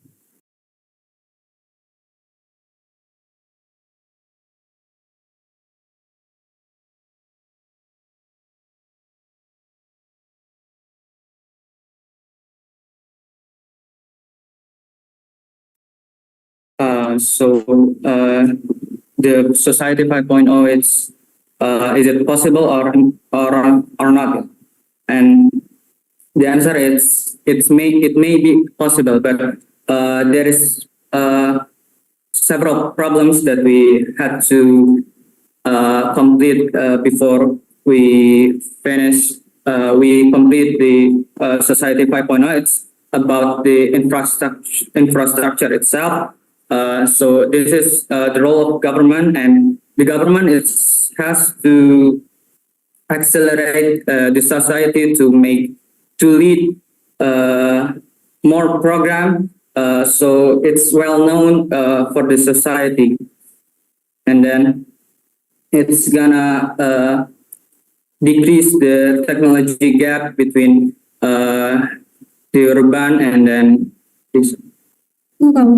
the rural place.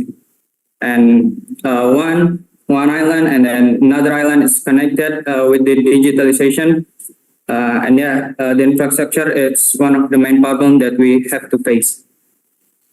Okay, in addition, the government can increase the rate of transmigration. So the population and digitalization is not only in the urban area, but it can reach the rural area. For example, the biggest program we know is the new capital city of Indonesia, such as which is IKN, Ibu Kota Nusantara. That's all. Okay, so if you think that we can cover up, so what is can you give it name that this is the project that in Society 5.0, okay, especially for in the big cities that are already happening right now, that is effective and for efficient, that we are moving toward the 5.0. That's the second question. The third question is, if we want to moving up to the 5.0, where are we right now in the society of? Do you think that the 5.0 is already happening or not? Or we are still in 4.0 or still for the 3.0?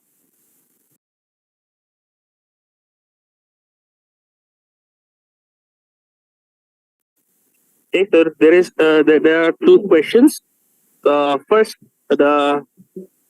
how to implement that in the big city. Okay, you mentioned as in the IKN, also that's the next big city. But right now, in the big cities like Surabaya, Semarang, and Jakarta, and another big cities, how you implemented the society 5.0? Okay, that's the second question. The third question is about that if you want to move to the 5.0, so are we already in the 5.0, or are we still in the 4.0 and the 3.0? What is the difference?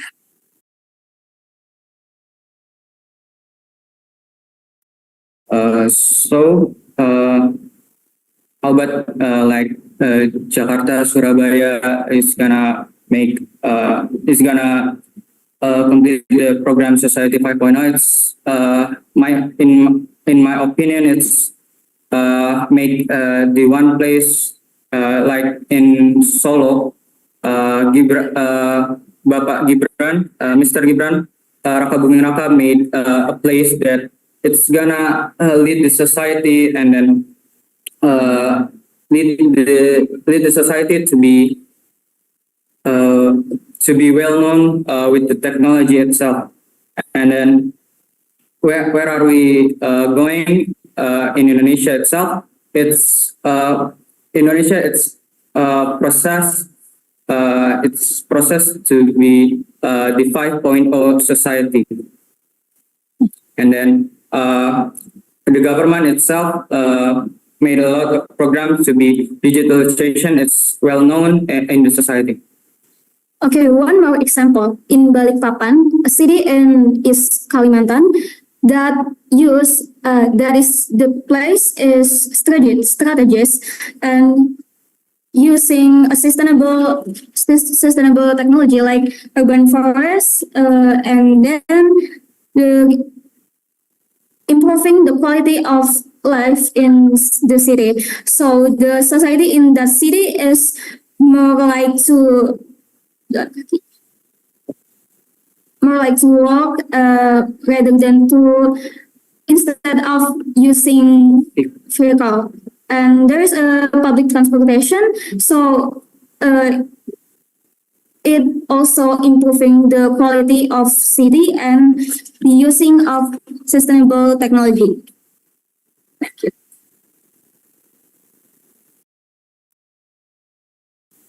Okay, maybe this is my last questions. So, what your group thinks about metaverse? Okay, and what are your opinions about the metaverse to improve our economic growth from the metaverse?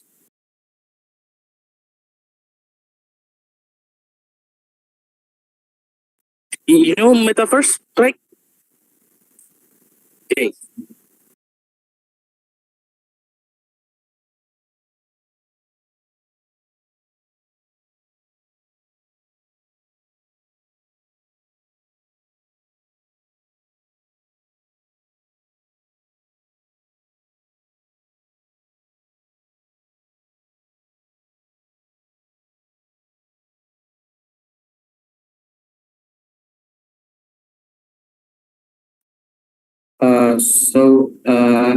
For the metaverse itself, the metaverse is gonna connected people, so it's gonna make people connected, and then it's more valuable for the economy because we're using digital technology, and then there is a market itself in metaverse, like we purchase and maybe we sell things like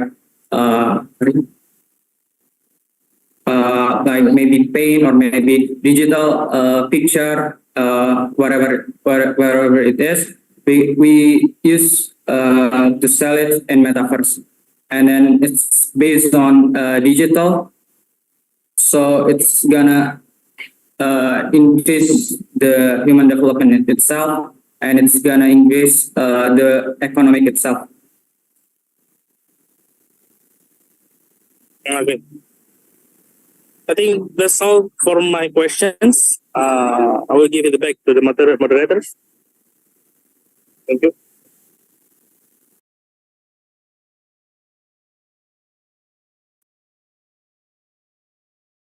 Baik, terima kasih untuk tim 022 Turki SMAS Pribadi Beji atas jawabannya. Dan terima kasih kepada Bapak Faris dan Bapak Kaisar. Baik, terima kasih. Lanjut ke tim berikutnya, yaitu tim 026 Inggris SMA Sutomo 2.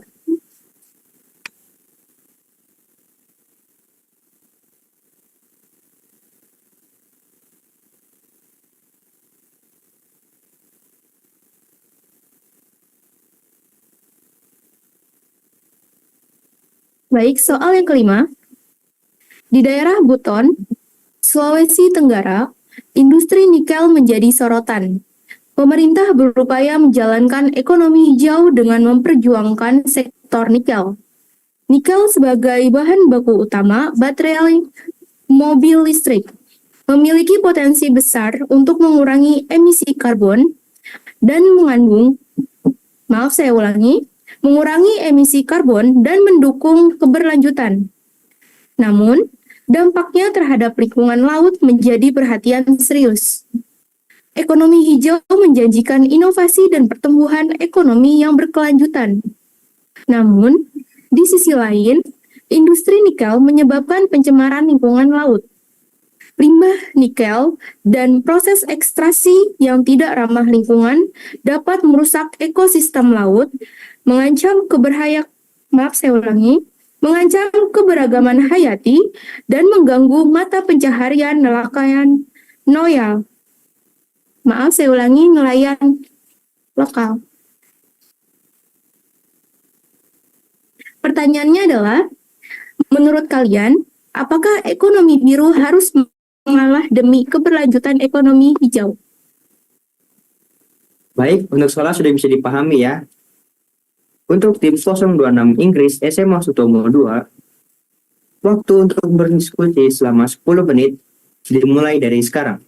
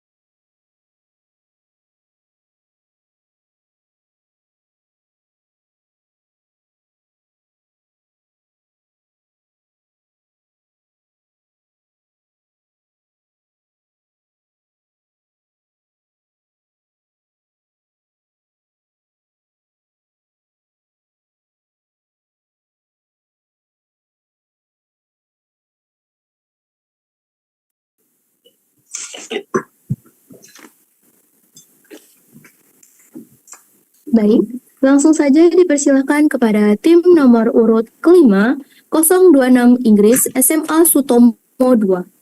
Silakan untuk mempresentasikan jawaban selama 5 menit. Dimulai dari sekarang.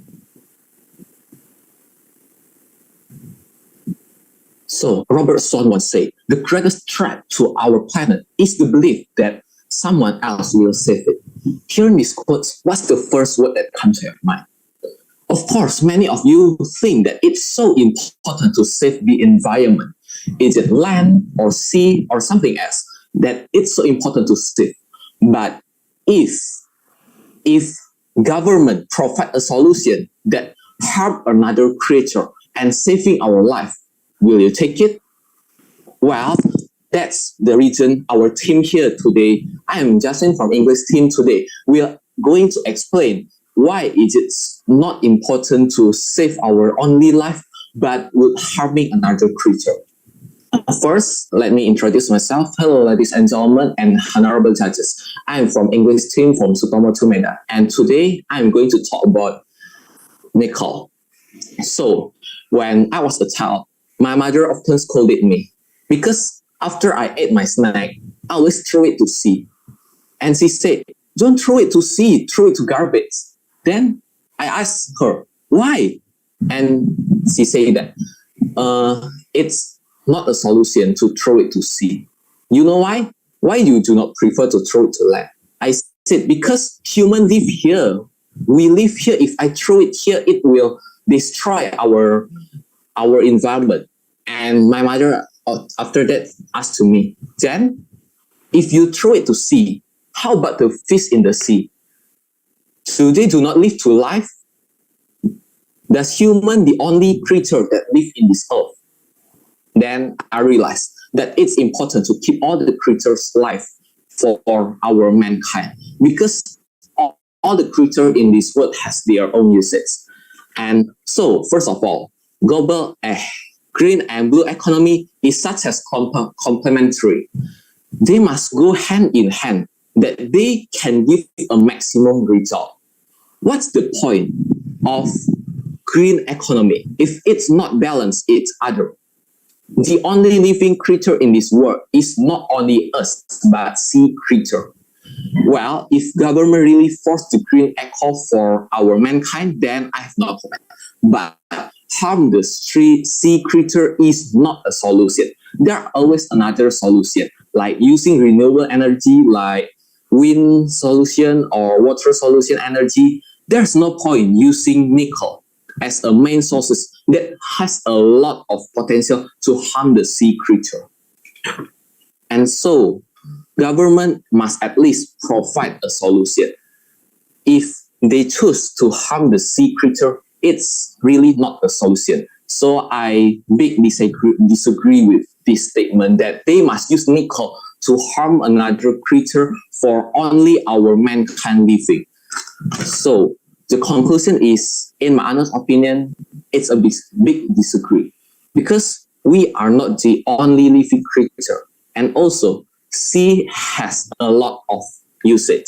So what the usage? So for mankind, for example, fisheries. If we throw nickel to sea, then many sea creatures will die, for such as fish, octopus, shrimp, or etc. Then, if all fishermen lose their job, and do we only watch all of that happening without taking any action? Do we let them destroy the sea for only our living? It's definitely not a solution. Government must at least provide a solution for that. So that's all for my explanation today. I hope this can make a sense for you all, and I'm really sorry if there is any mistake. So thank you so much for your attention.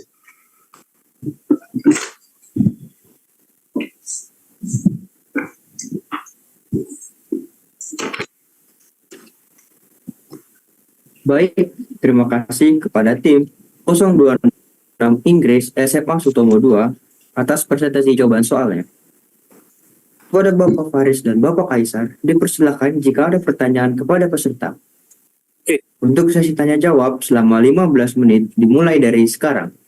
Okay, thank you for the presentations. I will ask you questions about if you think that you disagree that we must stop the blue economy to continue the sustainability for the green economy. So what, especially for nickel, okay, especially for nickels, what exactly that we should do to confirm that the two of the economies, either for the blue or economy, to continue the program? That's my first question. Please answer the question. So as said before, if the program is harming a sea creature, then I suggest not to continue the program. As you know that we continue the program producing a lot of nickel, and then we have possibility to throw it to sea and it will harm a sea creature. Then what's the point of saving our, no, not saving, but it's only help a bit of our mankind.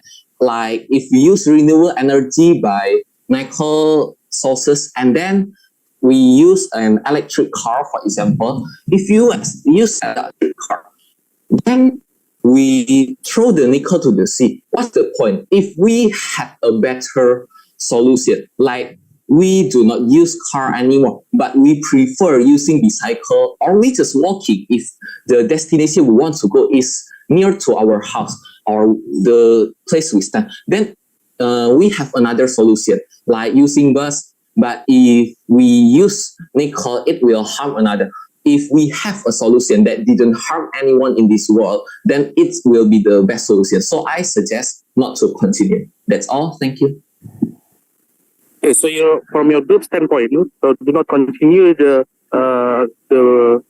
green economy to preserve the blue economy. Is that correct? Yes.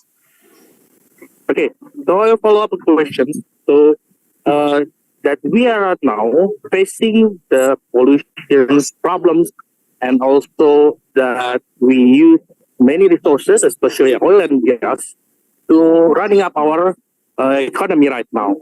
So the nickel is one of the solutions to solve that type of problems, because with the nickels there is electricity car, there is the bike car. That's a government goals and programs right now to the following years. So if you have another solutions or tackle the problems with the pollution, the using of the oils and gas, so what exactly that you will suggest to the government, that because your group standpoint is to stop, okay, the nickels, the mining of the nickels, with the following up the programs about the electricity cars, etc., to solve the problems of the pollutions. And then what is your alternative suggestions to the government? Because the government right now already running the programs about that nickels and etc. Well, if Sir asks that, say that there is no other alternate way, then I have no comment about that. But the thing that we all need to know that this pollution from the early is mankind fault. It's not a sea creature fault. But if government want to force it to continue the action, I have no comment about that. So in the end, that it will give a result for us mankind and not a sea creature. But if we say that where's the fault at this? Yes, the fault is from us, because it will not be a pollution if the mankind didn't start it at first. So if the conclusion is if they just want to force it to use a nickel as a main resources for the renewable energy, then it is the best result for us. That's all. Thank you. Okay. I think that's all for my questions. following up question maybe from Mr. Kaisar. Okay, for you, I have two questions. First one, do you have any research what kind of renewable energy or green energy beside electricity or battery from nickel to be implemented in replacing the conventional or fossil energy? Okay, that is my first question. And the second one, if you did you know about the green nickel mines that the production process involving the green energy waste utilization and also the water treatment, so the marine ecosystem can be protected from the negative impact from the conventional nickel manufacturing. Okay, yeah, please give your opinion and response on this news. Thank you. Okay, so if sir asks, do I have already researched about another renewable energy? And my answer is, of course, yes, I do. I prefer to use another renewable energy, such as water, wind, and gas. And we all know that wind renewable solution. Excuse me, for transportation, right? Not for electricity for housing and industry, but for transportation. Oh, okay. So if for transportation, as long as I know, there is only three ways. The first one is we mentioned in this topic, so it's nickel solution. And the second one is using as solar, like we do as now. And the third one is, of course, the most safer solution. It's electric car. And we all know, like Mr. Faris mentioned just now, if we do not have any other solution other than to choose between these two and we cannot use an electric car, so of course my answer will be using this nickel. Because the pollution just in this world is already too much and we can't bear it anymore. And so I really agree if we use nickel this way, if we do not really have any other solution for that. And for the second question, so my answer is, of course, both of it. It's the best solution if we can use a nickel, but in other way, we can protect sea creature. It's of course the best way. Because if the nickel only has like one disadvantage is when we use it, like if it will harm sea creature, pollute the sea, then if the government provide a solution to keep this sea creature will safe and the sea will not be polluted, then of course we will all agree with the solution and we will continue to do it as fast as possible. That's all. Thank you.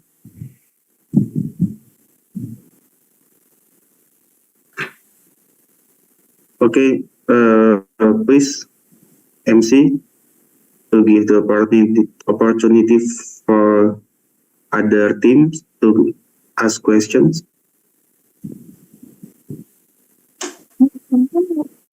Baik, jika ada tim yang ingin menyampaikan pertanyaan atau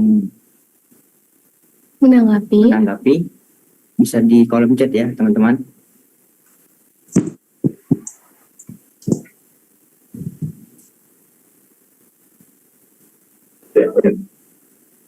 But as we know, nickel downstream can boost Indonesia's economic growth. And as we know, nickel is not only for our battery industry, but also for many other industries such as metal industry. And if we stop our nickel downstreaming and nickel mining, how can Indonesia increase the economic growth? Mohon diulang. As we know, nickel downstream can boost Indonesia economic growth. And as we know, nickel is not only for battery industry, but we can also export it for other things such as metal industry and others. But if we stop our nickel downstreaming and nickel mining, how can Indonesia boost its economic growth? Okay, so if the solution the government provide from being nickel will give a lot of advantages for Indonesia. Yeah, many people will, of course, agree with that, but in my honest opinion, I don't really agree, even though it has given us a lot of advantages. Because beside a lot of advantages, there are also a lot of disadvantages. Like, if we use nickel too much, it will pollute the sea. And the advantages is we can use renewable energy or like that. So my answer will be, of course, it's also, I do not really disagree with that, although it gives a lot of advantages, but beside that, there is also a lot of disadvantages. So I do not really recommend that. If we have a solution that really save both of it, so that way I will really agree with that. That's all. Thank you. But how can Indonesia boost its economic growth? Because it is our question. It is important. If boosting Indonesian economy is really important and it's an urgent problem, then we have no choice other than to start the nickel production. And if it's not really an urgent, then I think we do not need to take any action for like that. Thank you.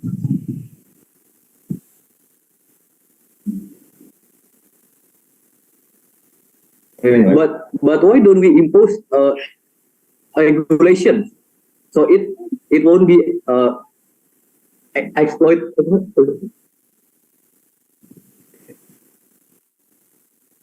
Why don't we impose regulation so it won't be exploited? So if you have any solution that can save both of it, as I said just now, of course, it's so good that we can use the method right now. And if the method didn't work at all, it's really have a lot of disadvantages. If you said just now, if we use a regulation, I think, of course, it's a best way, of course. Thank you. Baik, terima kasih untuk tim 002 Arab Saudi atas pertanyaannya. Selanjutnya untuk tim 022 Turki, silahkan menanggapi atau memberi pertanyaan kepada tim 026 Inggris.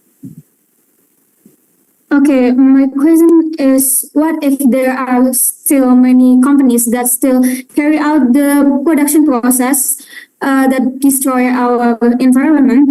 And what is the government role and its implementation related to the role of this government? Thank you. Pardon me, did you just ask a government role? May you repeat that question again?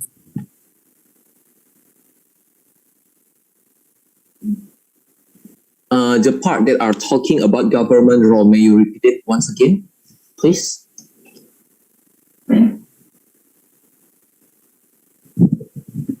I asked you the implementation related to the government role in this problem.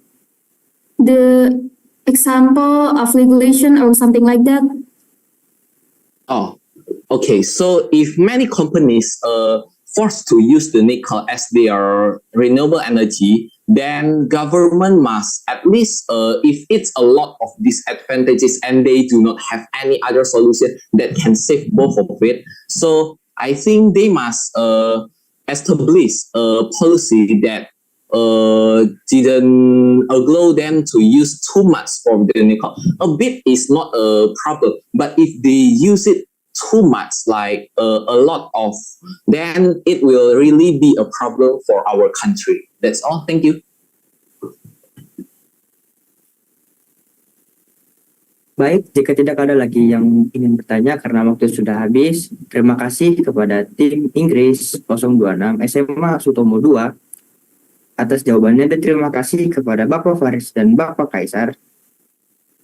Lanjut kita ke tim 002 Arab Saudi SMA K3 Penabur Jakarta. Saya akan membacakan soal nomor 6. Mohon untuk 002 Arab Saudi SMA K3 Penabur. Pada tahun 2023, Indonesia melanjutkan upaya pengembangan ekonomi hijau melalui penyelenggaraan Green Economy Forum 2023. Forum ini bertujuan untuk memfasilitasi pertukaran pengetahuan, ide, dan pengalaman antara berbagai pihak, termasuk perusahaan dan lembaga. Dalam mewujudkan energi hijau ramah lingkungan, implementasi forum ini mencakup berbagai sesi diskusi, lokal karya, dan presentasi untuk membahas isu-isu kunci terkait ekonomi hijau. Inisiatif ini juga mencakup promosi teknologi bersih, investasi dalam energi terbarukan, dan penerapan praktik bisnis berkelanjutan. Pertanyaannya, apa dampak Green Economy Forum 2023 terhadap inovasi di sektor energi terbarukan di Indonesia? Tim 002 Arab Saudi, waktu berdiskusi selama 10 menit, dimulai dari sekarang.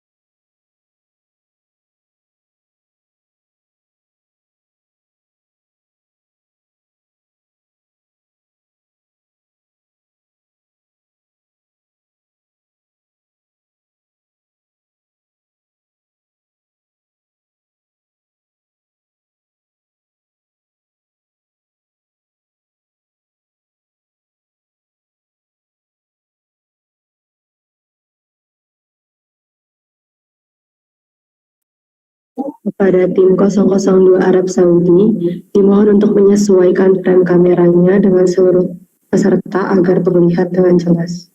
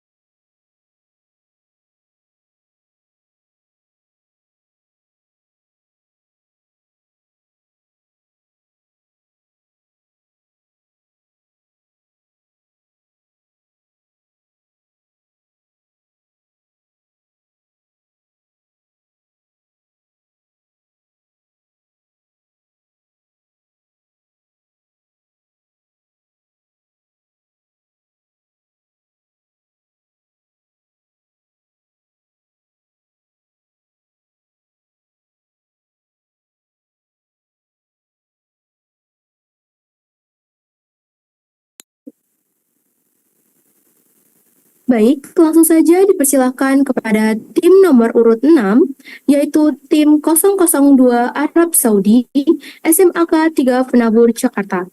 Silakan untuk mempresentasikan jawaban selama 5 menit. Dimulai dari sekarang.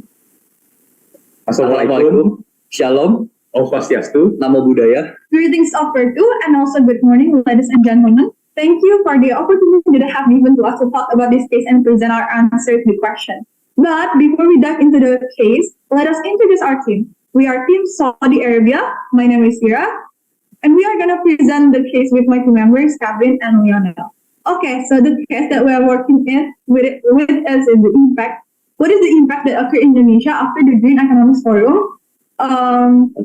With such as knowledge exchange, opportunity for cooperations and policy support and other things. Indonesia has also carried out downstream activities in various fields such as palm oil, copper, bauxite, and other which have participated in boosting our economic growth. But how the Green Economics Forum can contribute to the innovation and renewable energy? First of all, we know that Indonesia is a large country and rich in natural resources. The development of green and environmentally friendly energy is very important for Indonesian future. The Indonesian government has taken concrete action to promote the use of the green and environmentally friendly energy by issuing various regulations and support for the development of renewable energy such as solar, wind, and hydropower. Now allow us to explain our discussion through our analysis and collaborative brainstorming. So now I'm going to tell you 5 impacts of this forum. So the first impact of the forum is knowledge exchange. The forum provides a platform for companies, institutions, and experts to exchange knowledge, ideas, and experience related to renewable energy. This exchange can spark innovation by introducing new technologies, best practices, and strategies for advancing renewable energy development. Then the second one is collaboration opportunities.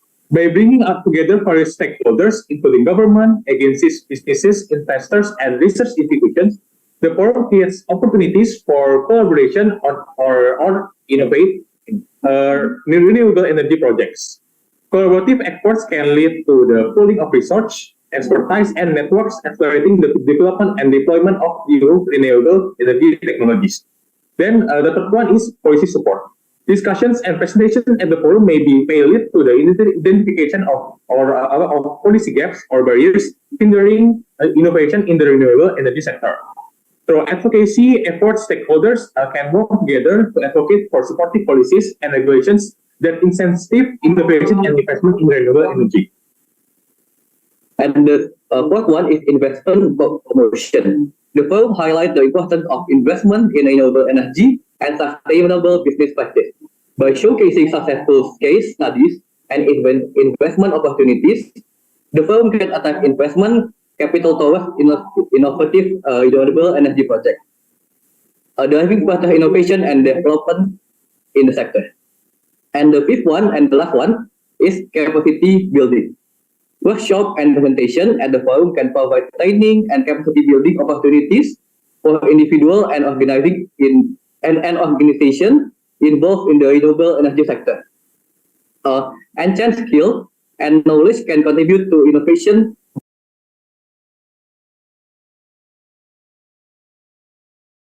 In conclusion, the Green Economic Forum is likely to foster a conducive environment for innovation in the renewable energy sector in Indonesia by facilitating collaboration, promoting investment, advocating for supportive policies, and building capacities among stakeholders. The impact that occurred in Indonesia after the Green Economic Forum was such as knowledge exchange, opportunities for cooperation and policy support, and others.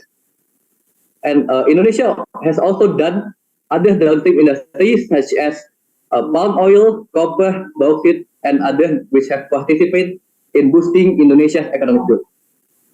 At last, we would like to express our gratitude for the opportunity to present our solution to you all today.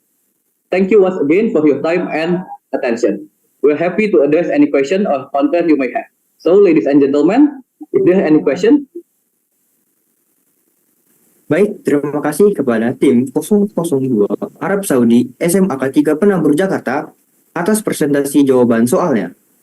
Kepada Bapak Faris dan Bapak Kaisar, dipersilakan jika ada pertanyaan kepada peserta. Untuk sesi tanya jawab selama 15 menit dimulai dari sekarang. Okay. So, I will start the questions following up for the Mr. Kaisar. So, the Indonesian Green Economic Forum in 2023, it already held is the Paris of the Paris of event to promote the green economy. So, my question is, what is Indonesian positions in the Green Economic Forum? Why we must participate in the kind of event, the Green Economic Forum? For what the benefits that we can get, and because this is 2023 and right now it's 2024, so from the Green Economic Forum 2023, what we learned that we can apply to Indonesians. So that's my two questions.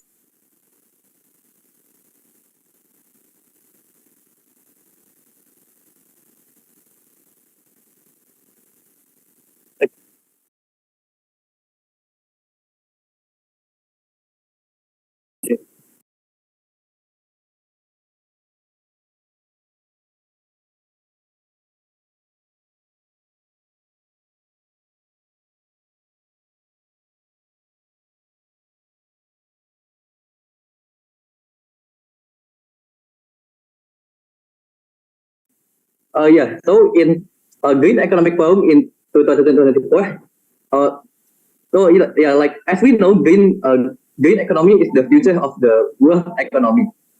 So, but today in 2024, the green economic potential is still high.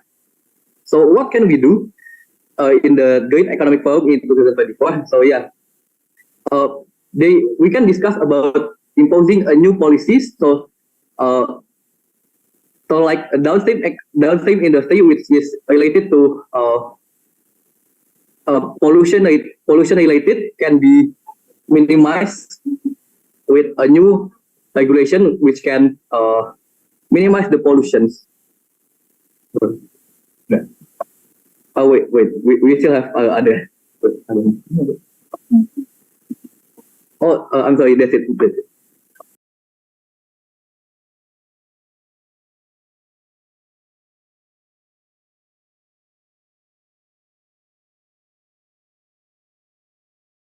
Okay, I would like to continue the question. In your opinion, what kind of following up activities or program that should be organized, implemented by the government of as the participants, the forum, yeah. What do you think the most important or necessary to be implemented as the following up from the forum? You mean like the implementing the regulations or Yeah, it's up to you. It's up to you. I mean, like, okay, we have already the forum in 2023, right? And in your opinion, what kind of following up activities to be organized by the government that participated in the forum to boost the green economy in each country or in the region, in the international level? Yeah. Yes, okay. Okay, so here are some kind of activities or programs that Indonesia government could undertake as a participant in the Green Economic Forum. So first, like a collaborations maybe between the countries. About like a knowledge sharing and joint investment, so that the green economy can be implemented in each countries. So they make like a collaborations program, and also like and like building partnerships. So like establishing partnership with developed nations and international organizations for technology transfer, capacity building, and joint research projects. And then like innovations, and also like innovations and educations. So like as I mentioned before, like there is like a research. So like the country is making like a research like to improve like the knowledge of the economic, the green economics. For example, like for example, like the nickel thing, like nickel industry. So like they make a research about what is other resources that we can make to make a battery and to reach the potential. For like economic growth of Indonesia and also other countries too. Cool. And Indonesia also can push other country and Indonesia also to make educational and socialization about green economy to the people of Indonesia and other countries also. Okay, my last question. What kind the two most support that developing countries very need? Yeah. Okay. From developed countries to implement a green economy, and why? Only two. We think developing countries need investment and funds to develop their green economies, and and other things. They also need education and socialization for their people in the country. Because we know that like for like green economics, it costs a lot, right? So that's why we need funds and also investment, and then also for education. Developing countries, like many of the people, the education is not that. It's still low. Yeah, it's still low. Like we know that our PISA, the PISA, like the what is it called? Like the survey to know the what the rate of education in Indonesia is very low. That's why the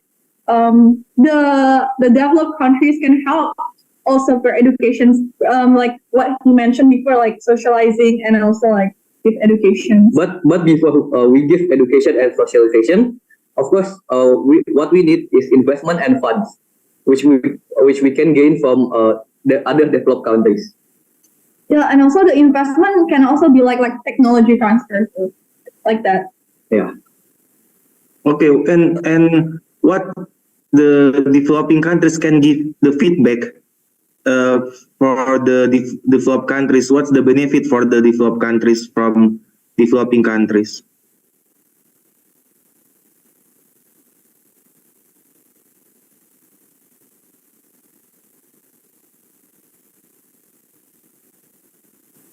We know that Indonesia have many natural resources. Indonesia is really rich about it. So the developed countries can take advantages from that too, because if we already can improve our technology and also knowledge, we can collaborate, and they will gain advantages from that, because the collaboration will really advantage them, because the natural resources that we have. I think that's all. Okay, thank you. Yeah, please, MC, to give the opportunity from other team.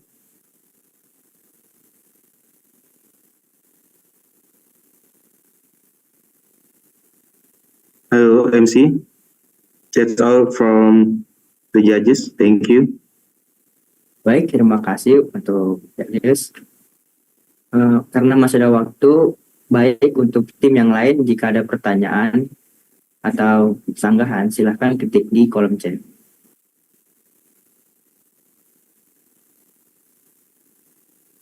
Baik, untuk tim 016 Haiti, dipersilahkan untuk bertanya. Yes, sorry, we would like to ask, in your opinion, you think there are any disadvantages of the Green Economy Forum or the struggle that they face?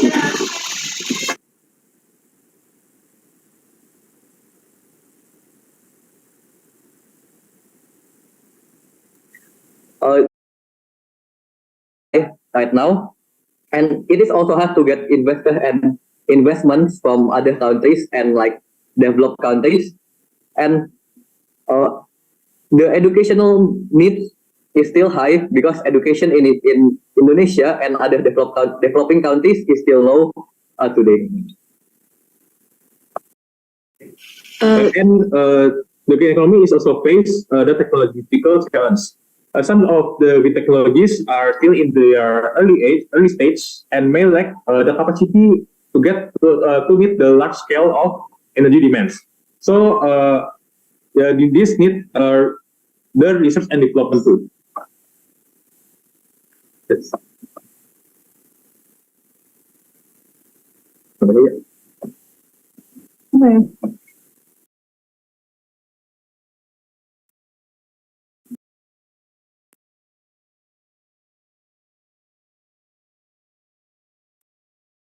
Baik, untuk selanjutnya tim 006 Ekuador, silahkan memberikan pertanyaan. Okay, so thank you beforehand for the presentations. We would. I'm sorry, your sound is. We cannot hear. Yeah, we cannot hear. Yeah.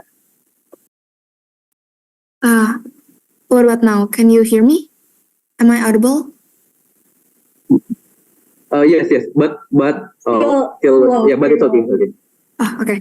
So we would love to ask, in your opinion, what are the perceived benefits and significant difference that occur after holding this 2023 Green Economic Forum, and how can us as a young generations contribute through the Green Economic Forum, and should the Green Economic Forum be held again?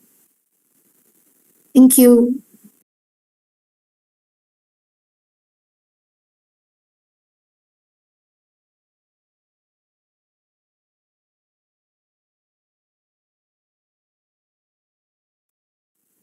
Yeah, as we know, Indonesia has a lot of downstream industries such as nickel, bauxite, and what I mentioned just now, and it is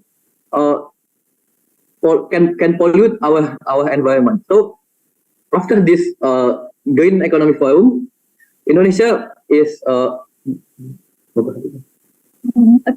Indonesia give more attention to the environmental problems so that this downstreaming industry can continue, but with a safer and greener environmental consequence.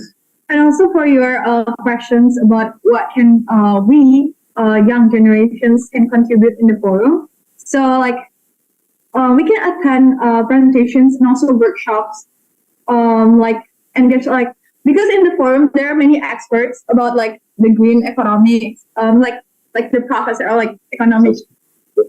What? No.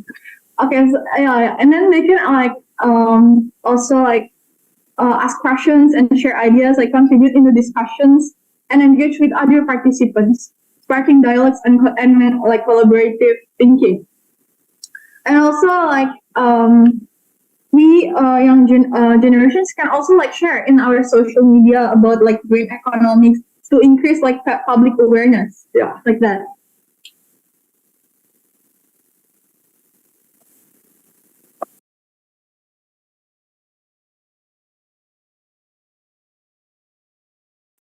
And do you guys think we should help the Green Economic Forum again in 2024?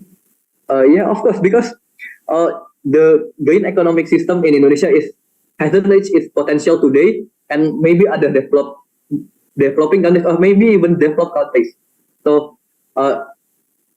so in 2024, we hope that green economic in this world can reach its potential to to make a better environment to live.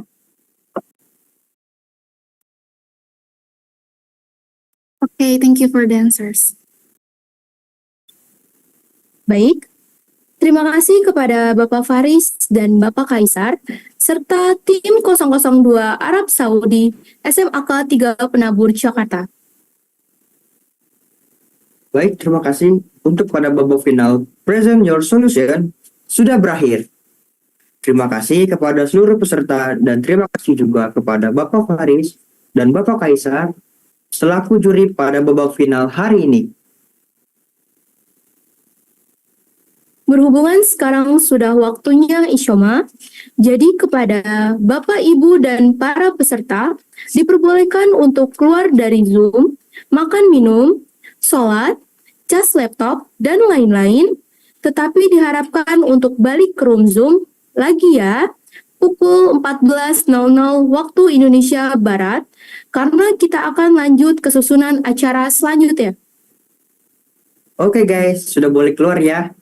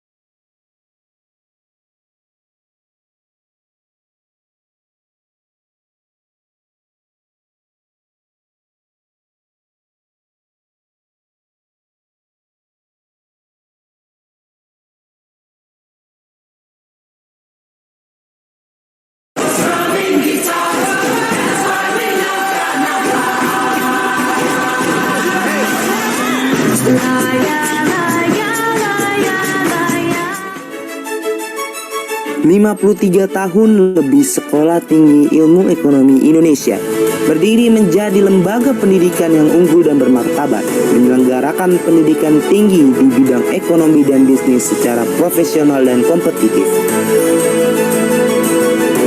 UKMJ Akuntansi bertekad menjadi rumah produktivitas yang kreatif, solutif, dan inovatif, berkembang dengan skill baru, serta lulus berkompetensi dan unggul dan berguna bagi masyarakat.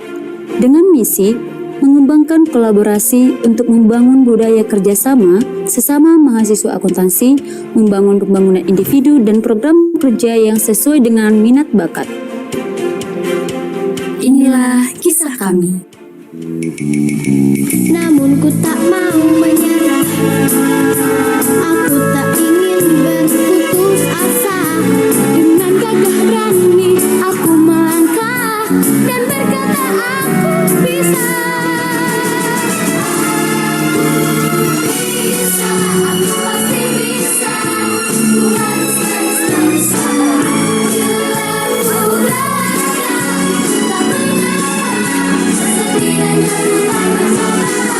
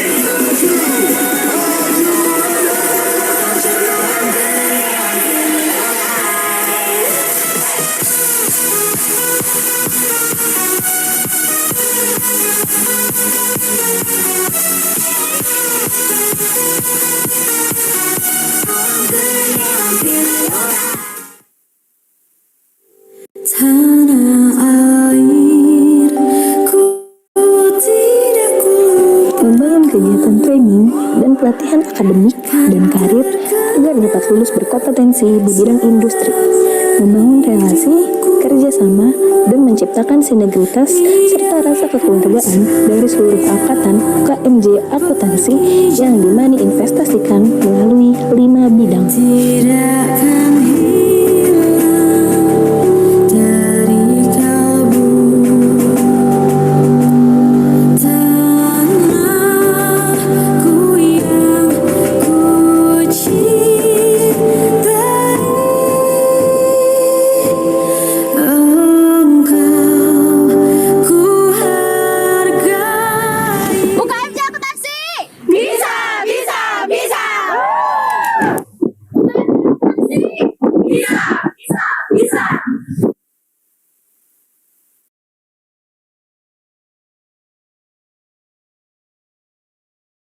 Baby, I'm a train wreck too. I lose my mind when it comes to you. I take time with the ones I choose, and I don't wanna smile if it ain't from you. Yeah, I know we be so complicated. Loving you sometimes drive me crazy. Bantu jodohin koleksi serum Wardahku yuk, alias aku bakal spill layering serum berdasarkan target permasalahan kulit supaya lebih maksimal hasilnya. Layering serum ini untuk meremajakan kulit dan hidrasi. Ini untuk kulit berjerawat dan juga untuk hidrasi kulit. Nah, ini nih yang banyak dicari orang untuk extra glowing skin, mencerahkan. Kalau ini untuk mencerahkan plus hidrasi kulit, menarik kan? Jangan lupa cobain sesuai kebutuhan kulit kalian ya.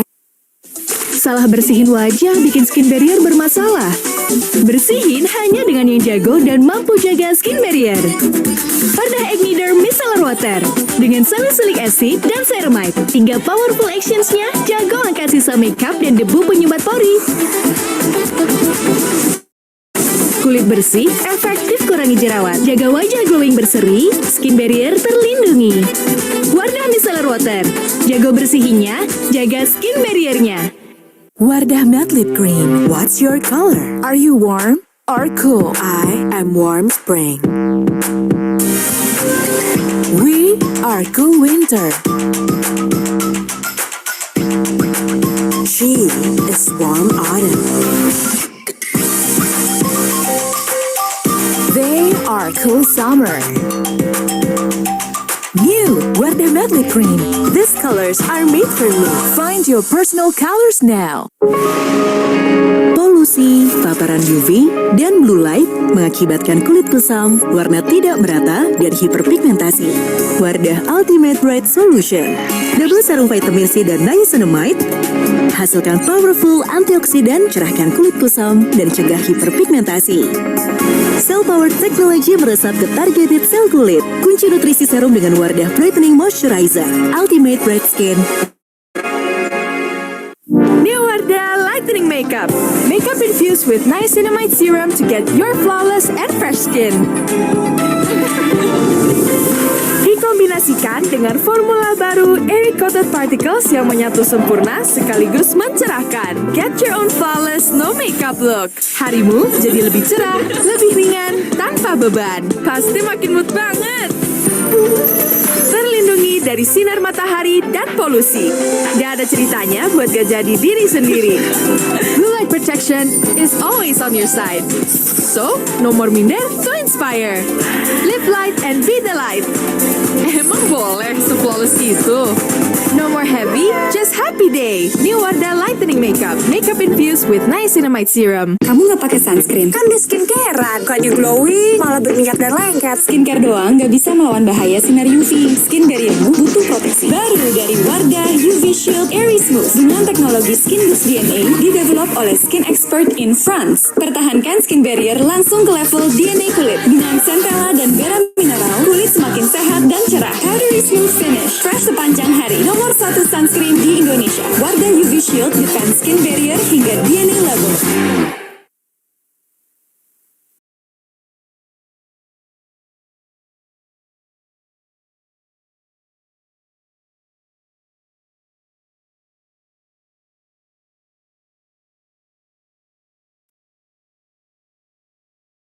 Kepada Bapak, Ibu, dan para peserta, sudah selesai untuk isoma. Dimohon untuk join ke Zoom lagi ya teman-teman. Bisa di-infoin lagi karena acara akan dimulai kembali. Halo sobat-sobat ekonomi. Kembali lagi bersama kami MC Olimpiade Ekonomi Nasional 2024. Wah, kayaknya masih pada belum semangat nih, Kak. Gimana kalau biar semangat? Kita jargon dulu ya teman-teman. Yuk, Kak. Sebelumnya teman-teman masih pada ingat kan jargon kita apa? Wah, pastinya ingat dong, Kak. Udah ya Kak, kita mulai aja. Teman-teman siap ya? 1, 2, 3. Olimpiade Ekonomi Nasional, Ekonomi Cerdas, Prestasi Gemilang.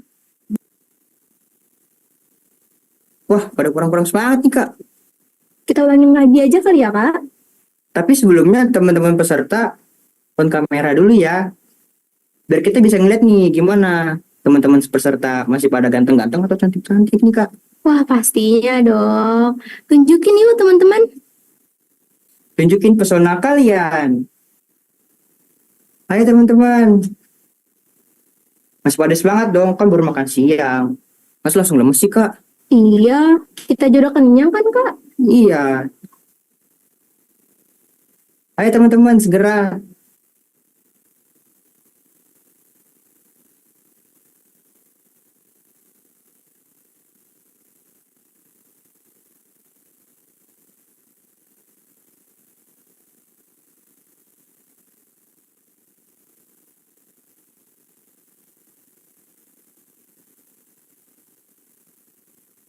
Mana nih teman-teman yang lain Kak? Kok pada belum on kamera?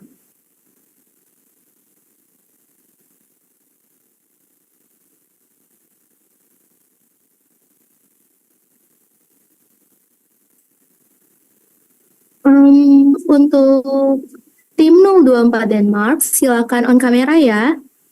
Terus juga untuk tim 022 Turki, silakan on kamera ya. Begitupun dengan tim 021 Swiss, silakan on kamera ya. Dan tim 026 Inggris, silakan on kamera ya. Ayo semua yang lain on kameranya. Ih, tahu nggak sih, Kak? Kita kan masih punya banyak games loh. Masa pada nggak penasaran sih? Kalau aku sih penasaran banget ya Kak, apalagi nanti ada pengumuman beasiswa. Nah, penasaran juga nggak sih pengumuman nanti yang juara? Penasaran banget kan, Kak? Kalau aku sih penasaran banget Kak, karena itu bakalan berguna banget untuk kita di masa depan. Yuk teman-teman semua di on kameranya ya.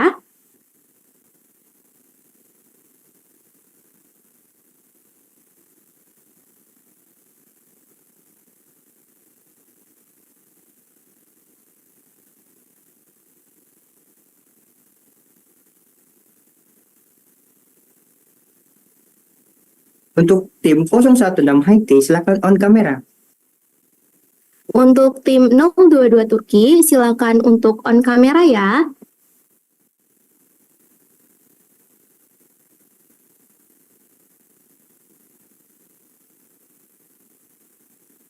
Wah, kayaknya masih pada nggak semangat lagi nih, Kak.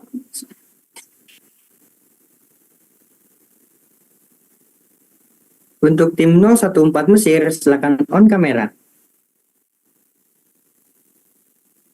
Yuk teman-teman, tunjukkan ganteng dan cantiknya kalian dong. Masa mau kalah sih sama kita? Apalagi ini terakhir Kak. Iya, masa nggak kangen sama kita? Kalau aku sih bakalan kangen banget sama teman-teman peserta. Yuk teman-teman semua di on kameranya ya. Untuk tim 008 Peru, jangan lupa untuk on kamera ya.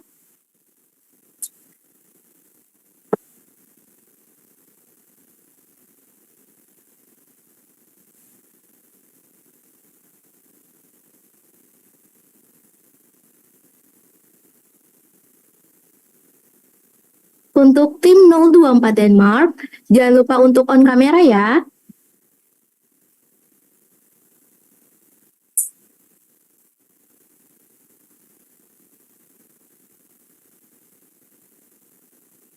Untuk tim 021 Swiss, jangan lupa untuk on kamera juga ya.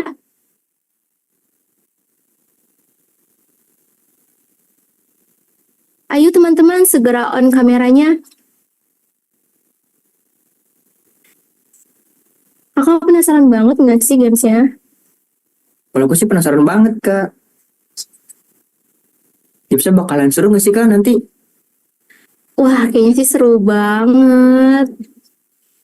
Apalagi katanya ada door prize-nya, Kak.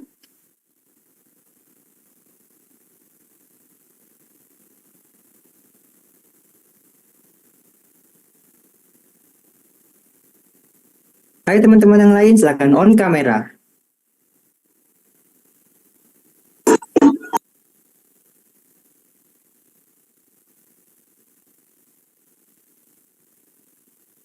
Wah, gimana kalau misalkan kita jargon lagi nih, Kak? Boleh banget tuh Kak, biar lebih semangat lagi nih.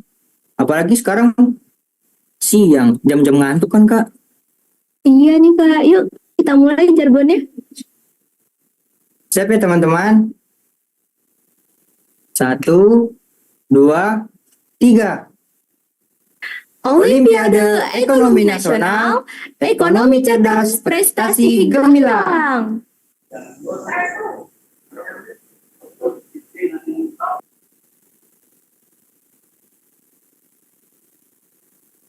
Wah, kayaknya sih udah kelihatan seger sih karena tadi kita udah jargon.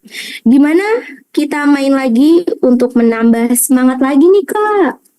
Boleh banget tuh Kak. Acara selanjutnya kita main games dulu kali ya Kak, biar lebih fresh. Cara main gamesnya gimana tuh Kak?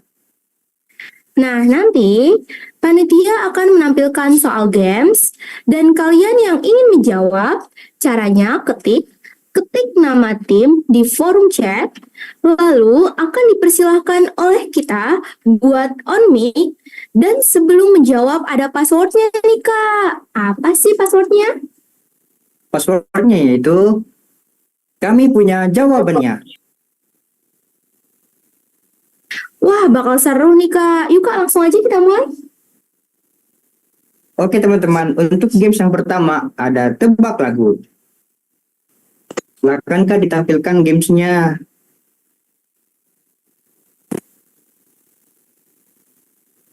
Untuk games yang pertama,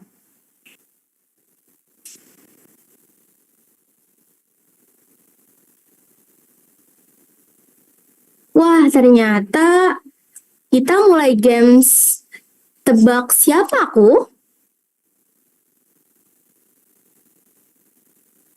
Nah, yang pertama adalah aku adalah hewan yang banyak disukai, tapi aku terlalu besar nih untuk menjadi peliharaanmu. Aku memiliki gading yang sangat panjang. Siapakah aku? Yuk teman-teman diketik nama tim di forum chat ya.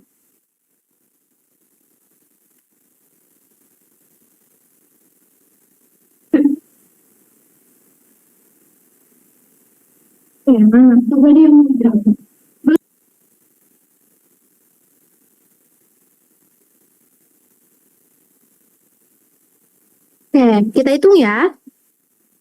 1, 2, 3. Wah, siapa ya Kak kira-kira? Siapa yang akan duluan menjawab? Baik, untuk tim 021 Swiss, silahkan menjawab. Kami punya jawabannya. Jawabannya adalah gajah. Jawabannya betul. Selamat kepada tim Swiss. Lanjut ke soal nomor 2. Siapakah aku? Namaku bukan dari A ke Z, tapi dari Z ke A. Kira-kira teman-teman pada bisa jawab enggak, Kak? Wah, bisa dong. Gimana kalau kita hitung aja yuk, Kak? Ayo. 1, 2, 3.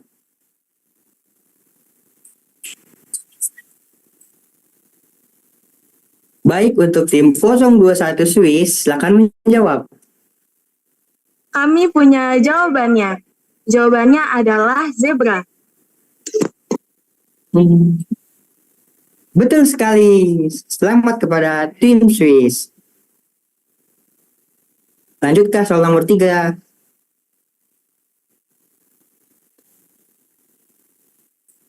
Soal nomor 3 yaitu aku hidup terbalik dan sering dijumpai saat Halloween. Kamu mungkin sering melihat dengan telingaku dan bukan mataku. Siapakah aku? Wah, kira-kira ada yang bisa jawab nggak ya, Kak? Hai teman-teman, buru-buruan nih kita jawab. Oke, langsung aku hitung aja ya. 1, 2, 3.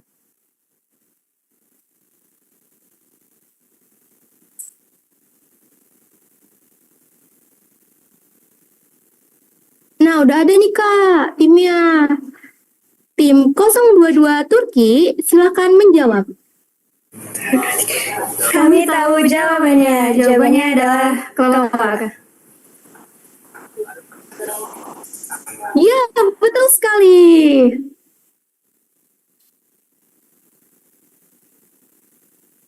Langsung ke soal nomor 4. Siapakah aku? Aku dapat memutar kepala sekitar 270 derajat dan aku terkenal pendiam saat bergerak. Aku biasanya aktif karena malam hari, suaraku biasanya mengisi di film horor anak-anak. Kira-kira pada bisa jawab nggak nih, Kak? Wah, bisa dong. Ini gampang banget nggak sih, Kak? Kita itu, Kak. Yuk. 1, 2, 3.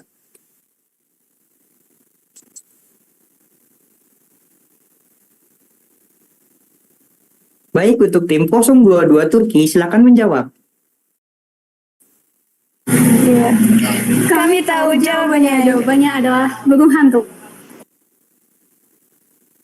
Ya, betul sekali. Jawabannya burung hantu. Selamat kepada tim Turki. Nah, soal yang kelima. Aku melompat ketika saya berjalan dan duduk ketika saya berdiri. Siapakah aku?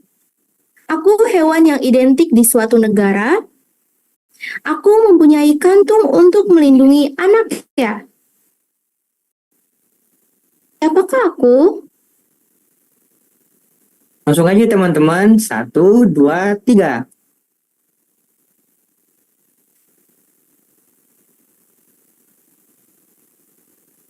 Baik, untuk tim 022 Turki, silakan menjawab. Tunggu.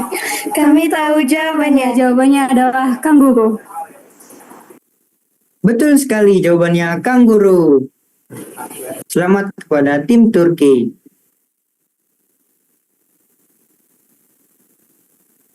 Berikutnya untuk soal terakhir.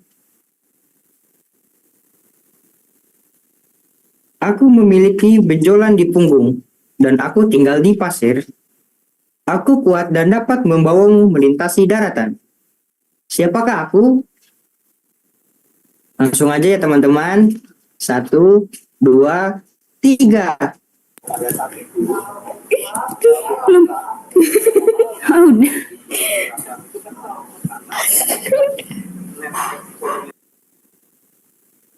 Nah, untuk tim 022 Turki, silakan menjawab. Kami tahu jawabannya. Jawabannya adalah unta.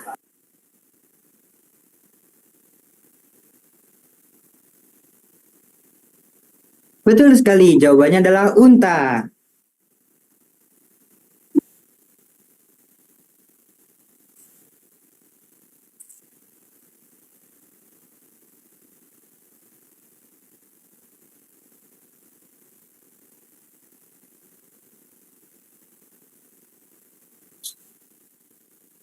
Baik, berhubung gamesnya sudah habis, langsung saja kita umumkan nih pemenang games hari kedua. Kira-kira kakak penasaran nggak ya? Penasaran banget tuh Kak. Siapa ya kira-kira? Pemenang untuk games hari kedua adalah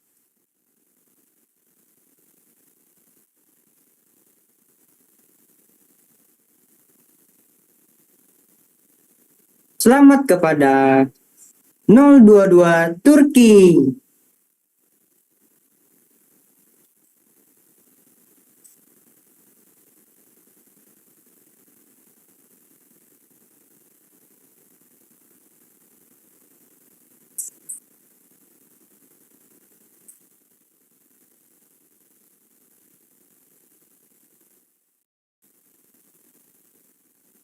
Baik, kita lanjut aja nih ke acara selanjutnya. Acara yang paling ditunggu-tunggu yaitu pengumuman pemenang Olimpiade Ekonomi Nasional 2024 Himpunan Mahasiswa Akuntansi Sekolah Tinggi Ilmu Ekonomi Indonesia, Jakarta. Wah, penasaran pasti kan? Siapa ya kira-kira yang mendapatkan juara? Tapi sebelumnya, pengumuman pemenang kita ada pengundian beasiswa tes IELTS. Bisa dijelaskan dulu gimana mekanisme pengundiannya, Kak? Jadi pengundiannya menggunakan spin wheel dan yang mendapatkan beasiswa ini hanya tim yang hadir dalam Zoom saat pelaksanaan pengundian. Dan hanya 3 tim saja yang mendapatkan beasiswa tes IELTS ini. Oke, langsung aja nih kita putar spin wheel-nya ya. 1, 2, 3.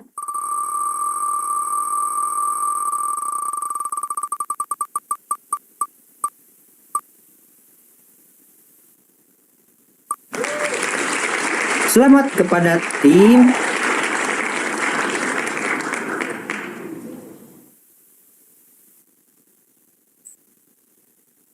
...005 Brazil.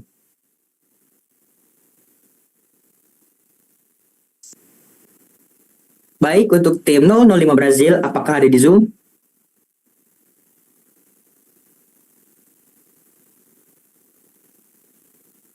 Baik, karena tim 005 Brazil tidak menghadiri Zoom, Kita akan mengulangi spin wheel-nya ya teman-teman.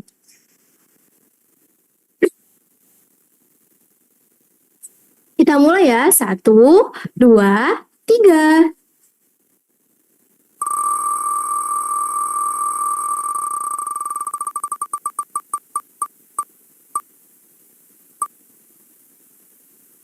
Selamat kepada tim 01 Kanada.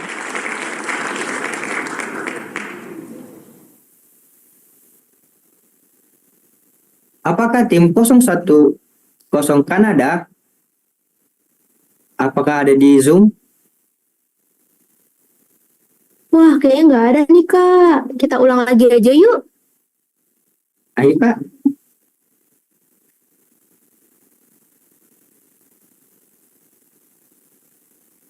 Satu, dua, tiga.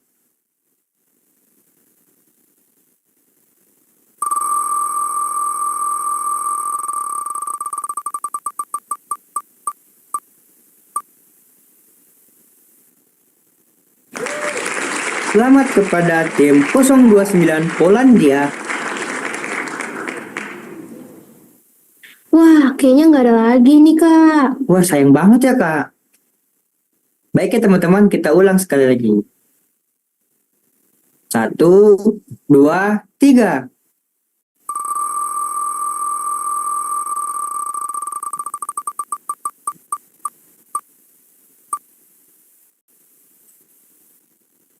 Selamat kepada tim 009 Argentina. Baik, karena tim 009 Argentina tidak hadir di Zoom, maka kita ulangi lagi ya teman-teman. 1, 2, 3.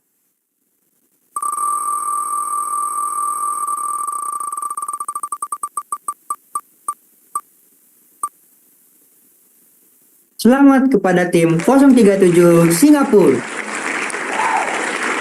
Wah, sepertinya nggak ada lagi nih, Kak. Karena tidak ada, kita ulang lagi teman-teman. 1, 2, 3.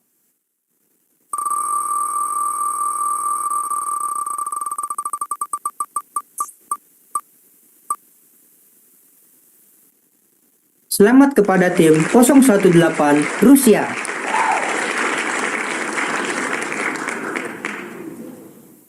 Karena tidak ada di Zoom, maka kita ulang lagi ya, Kak. 1, 2, 3.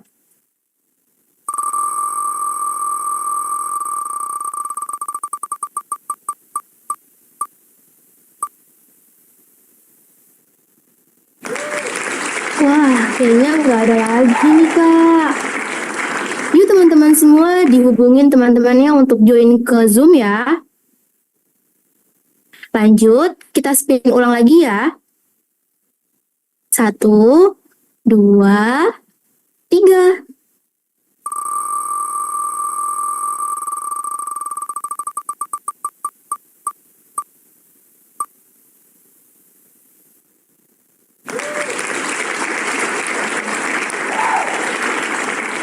Baik, karena tim 004 Chili tidak menghadiri Zoom, maka kita ulang lagi ya teman-teman. 1, 2, 3.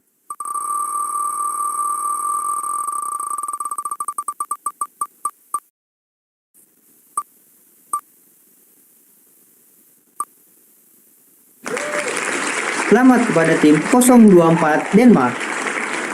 Apakah tim 024 Denmark ada di Zoom? Hadir. Wah, selamat ya. Selamat kepada tim Denmark. Wah, kira-kira apa nih, Kak, door prize-nya? Selamat kepada tim Denmark yang telah memenangkan beasiswa tes IELTS dan belum memenangkan pengundian ini. Jangan berkecil hati ya.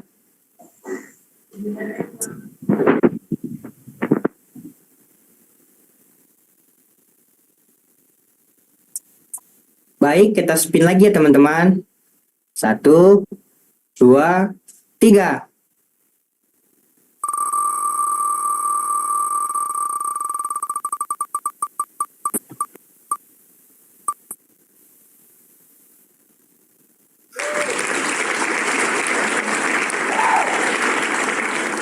Baik, karena tim 030 Kuwait tidak menghadiri Zoom, kita ulang lagi teman-teman. 1, 2, 3.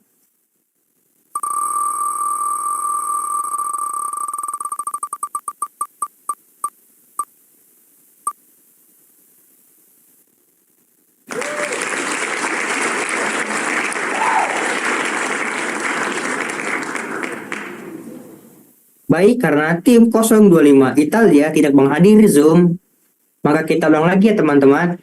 1, 2, 3.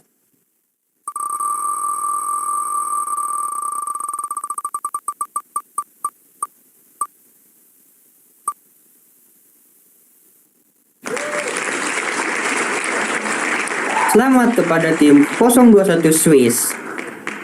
Apakah ada di Zoom? Hadir, Kak.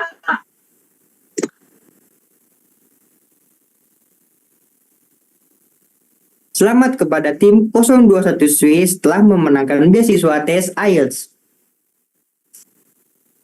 Oke, next kita bakalan spin wheel untuk yang terakhir. 1, 2, 3.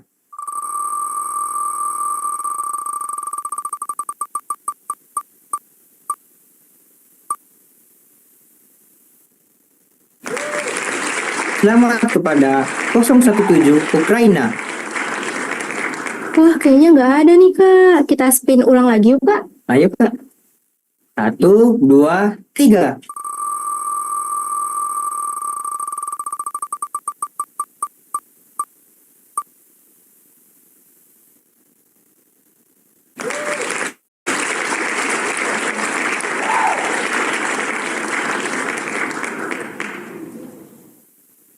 Karena tim 040 Afghanistan tidak ada di Zoom, maka kita ulang lagi teman-teman. 1, 2, 3.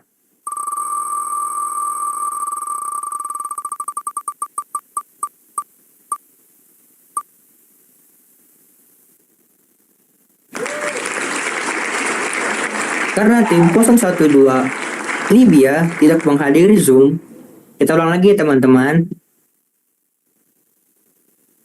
1, 2, 3.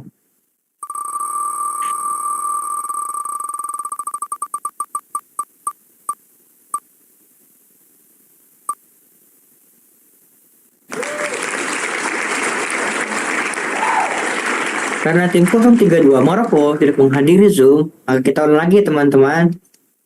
1, 2, 3.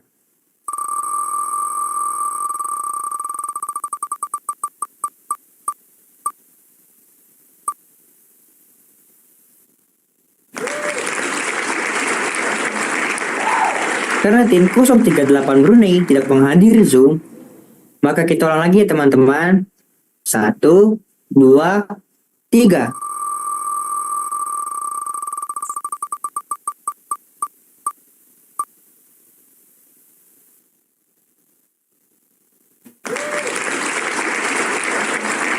Karena tim 003 Jepang tidak menghadiri Zoom, maka kita ulang lagi ya teman-teman. 1, 2, 3.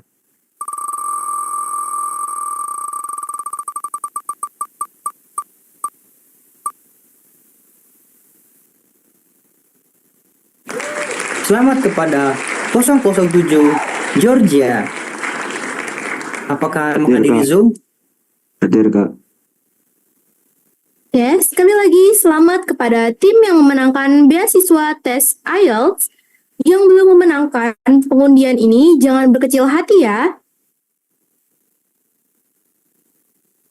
Baik, kita langsung ke susunan acara selanjutnya, yaitu pengumuman pemenang Olimpiade Ekonomi Nasional 2024. Pada penasaran gak nih teman-teman? Wah, penasaran banget nih Kak. Jadi, kita langsung umumin aja kali ya.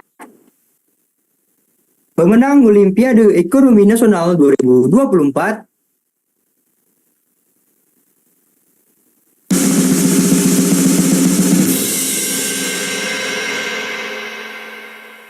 untuk juara ketiga, Olimpiade Ekonomi Nasional dimenangkan oleh SMAK 3 Penabur Jakarta, tim 002 Arab Saudi dengan poin 576. Selamat ya kepada tim 002 Arab Saudi.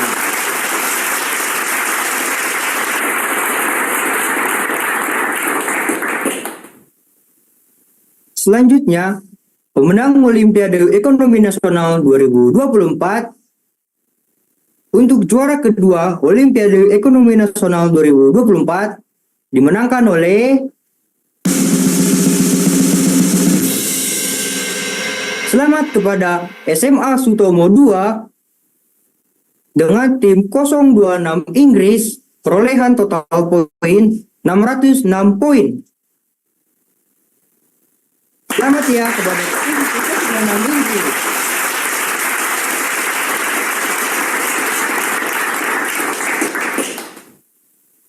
Wah, penasaran banget nih Kak, juara satunya siapa ya? Siapa ya Kak kira-kira juara satunya? Aduh, kasih tahu nggak ya Kak? Kasih tahu aja Kak. Oke, untuk juara pertama Olimpiade Ekonomi Nasional 2024 dimenangkan oleh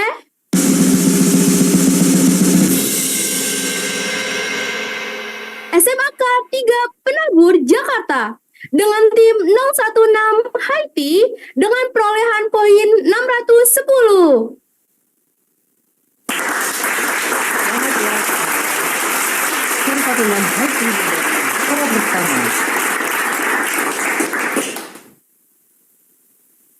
Selamat ya kepada para pemenang dan kepada para peserta yang belum bisa mendapatkan juara.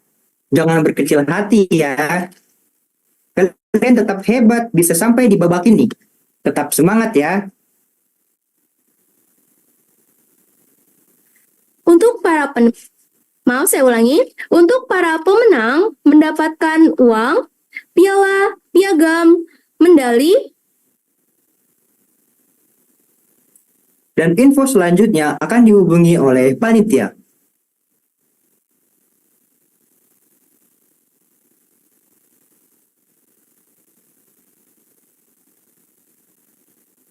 Baik, kita masuk ke acara selanjutnya. Teman-teman semua, sekarang saatnya masuk ke sesi yang ditunggu-tunggu. Yaitu teman-teman semua dapat menyampaikan kesan dan pesan selama mengikuti acara Olimpiade Ekonomi Nasional 2024 yang diselenggarakan oleh Himpunan Mahasiswa Akuntansi Sekolah Tinggi Ilmu Ekonomi Indonesia, Jakarta.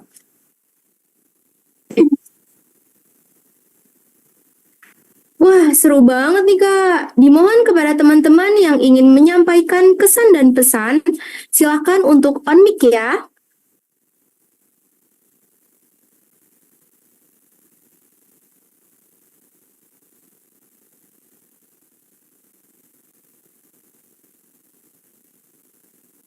Nah, kira-kira kesan dan pesan mereka apa ya Kak?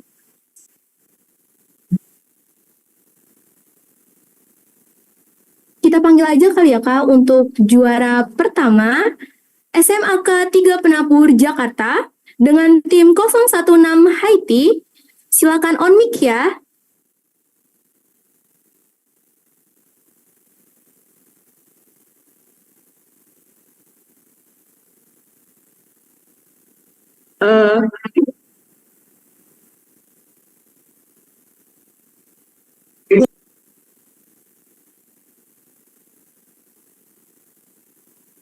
Mungkin kepada tim Haiti bisa dimatikan saja backgroundnya.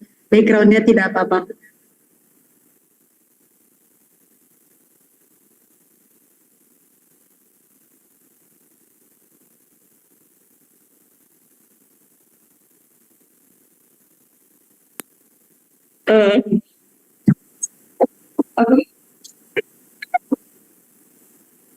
Yuk silakan Kak, sampaikan kesan dan pesannya.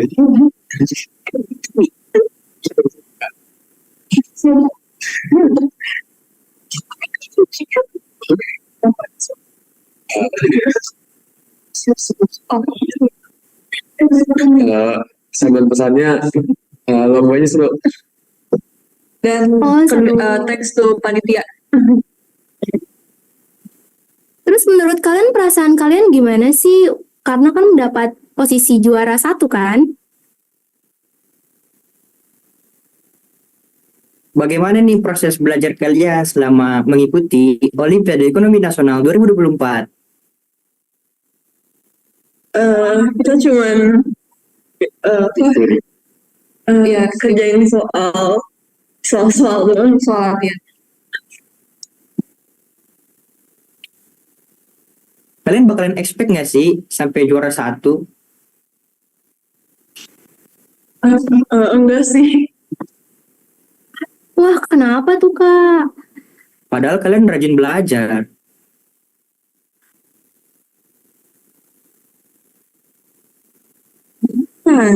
Karena kita rasa kurang prepare aja gitu.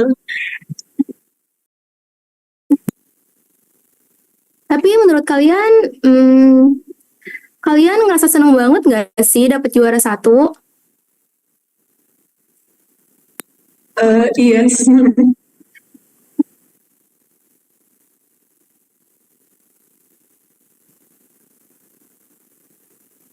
Baik, terima kasih kepada tim 016 Haiti atas kesan pesan yang telah disampaikan. Sekali lagi, selamat telah menjadi juara 1 Olimpiade Ekonomi Nasional 2024. Terima kasih. Baik, kita lanjut yang kedua nih, Kak. Kita dengerin dulu dari SMA Sutomo 2 dengan tim 026 Inggris. Silakan Kak untuk on kamera dan on mic ya. Pertama saya ingin mengucapkan terima kasih kepada seluruh MC dan panitianya untuk telah mengatur acara ini, dan saya juga sangat berterima kasih kepada para juri karena telah memberikan penilaian yang adil. Jujur saja sejak awal saya sudah sangat tidak percaya diri untuk mengikuti final ini karena bisa dilihat saya di sini cuma sendirian saja, dua teman saya sedang mengikuti seleksi yang lain, jadi mereka tidak bisa hadir. Saya cuma sekedar pasrah aja gitu, dan saya benar-benar gak nyangka bisa dapat juara 2 di sini. Ya, sekali lagi selamat kepada yang telah masuk 3 besar dan bisa masuk final, dan untuk yang belum menang semoga di kedepannya bisa menang, dan itu saja. Sekian, terima kasih. Terima kasih kepada tim 026 Inggris atas kesan pesan yang telah disampaikan. Sekali lagi selamat kepada tim 026 Inggris telah menjadi juara 2 pada acara Olimpiade Ekonomi Nasional 2024. Sampaikan salam kami untuk teman-teman kalian yang lain. Baik, kita lanjut aja nih Kak. Kita dengerin dari SMAK 3 Penabur Jakarta dengan tim 002 Arab Saudi. Silakan Kak untuk on kamera dan on mic. Turnamen ini sangat seru Pak. Ya. Kami nggak pernah ikut turnamen seseru ini sih.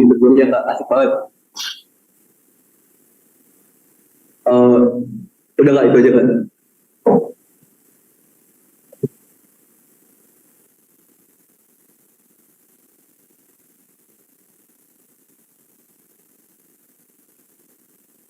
Baik, jika tidak ada lagi, terima kasih untuk tim 002 Arab Saudi atas kesan pesan yang telah disampaikan. Selamat sekali lagi untuk SMAK 3 Penabur 022 Arab Saudi telah menjadi juara 3 dalam acara Olimpiade Ekonomi Nasional 2024. Sebelum mengakhiri acara, kita ada sesi foto bersama terlebih dahulu. Untuk Bapak, Ibu, dan para peserta, dipersilakan untuk menyalakan kameranya.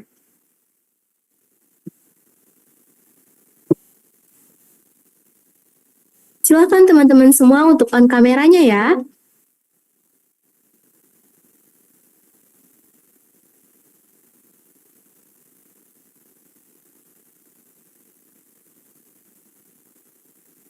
Baik, untuk slide yang pertama. 1, 2, 3. Lanjut untuk slide yang kedua. 1, 2, 3.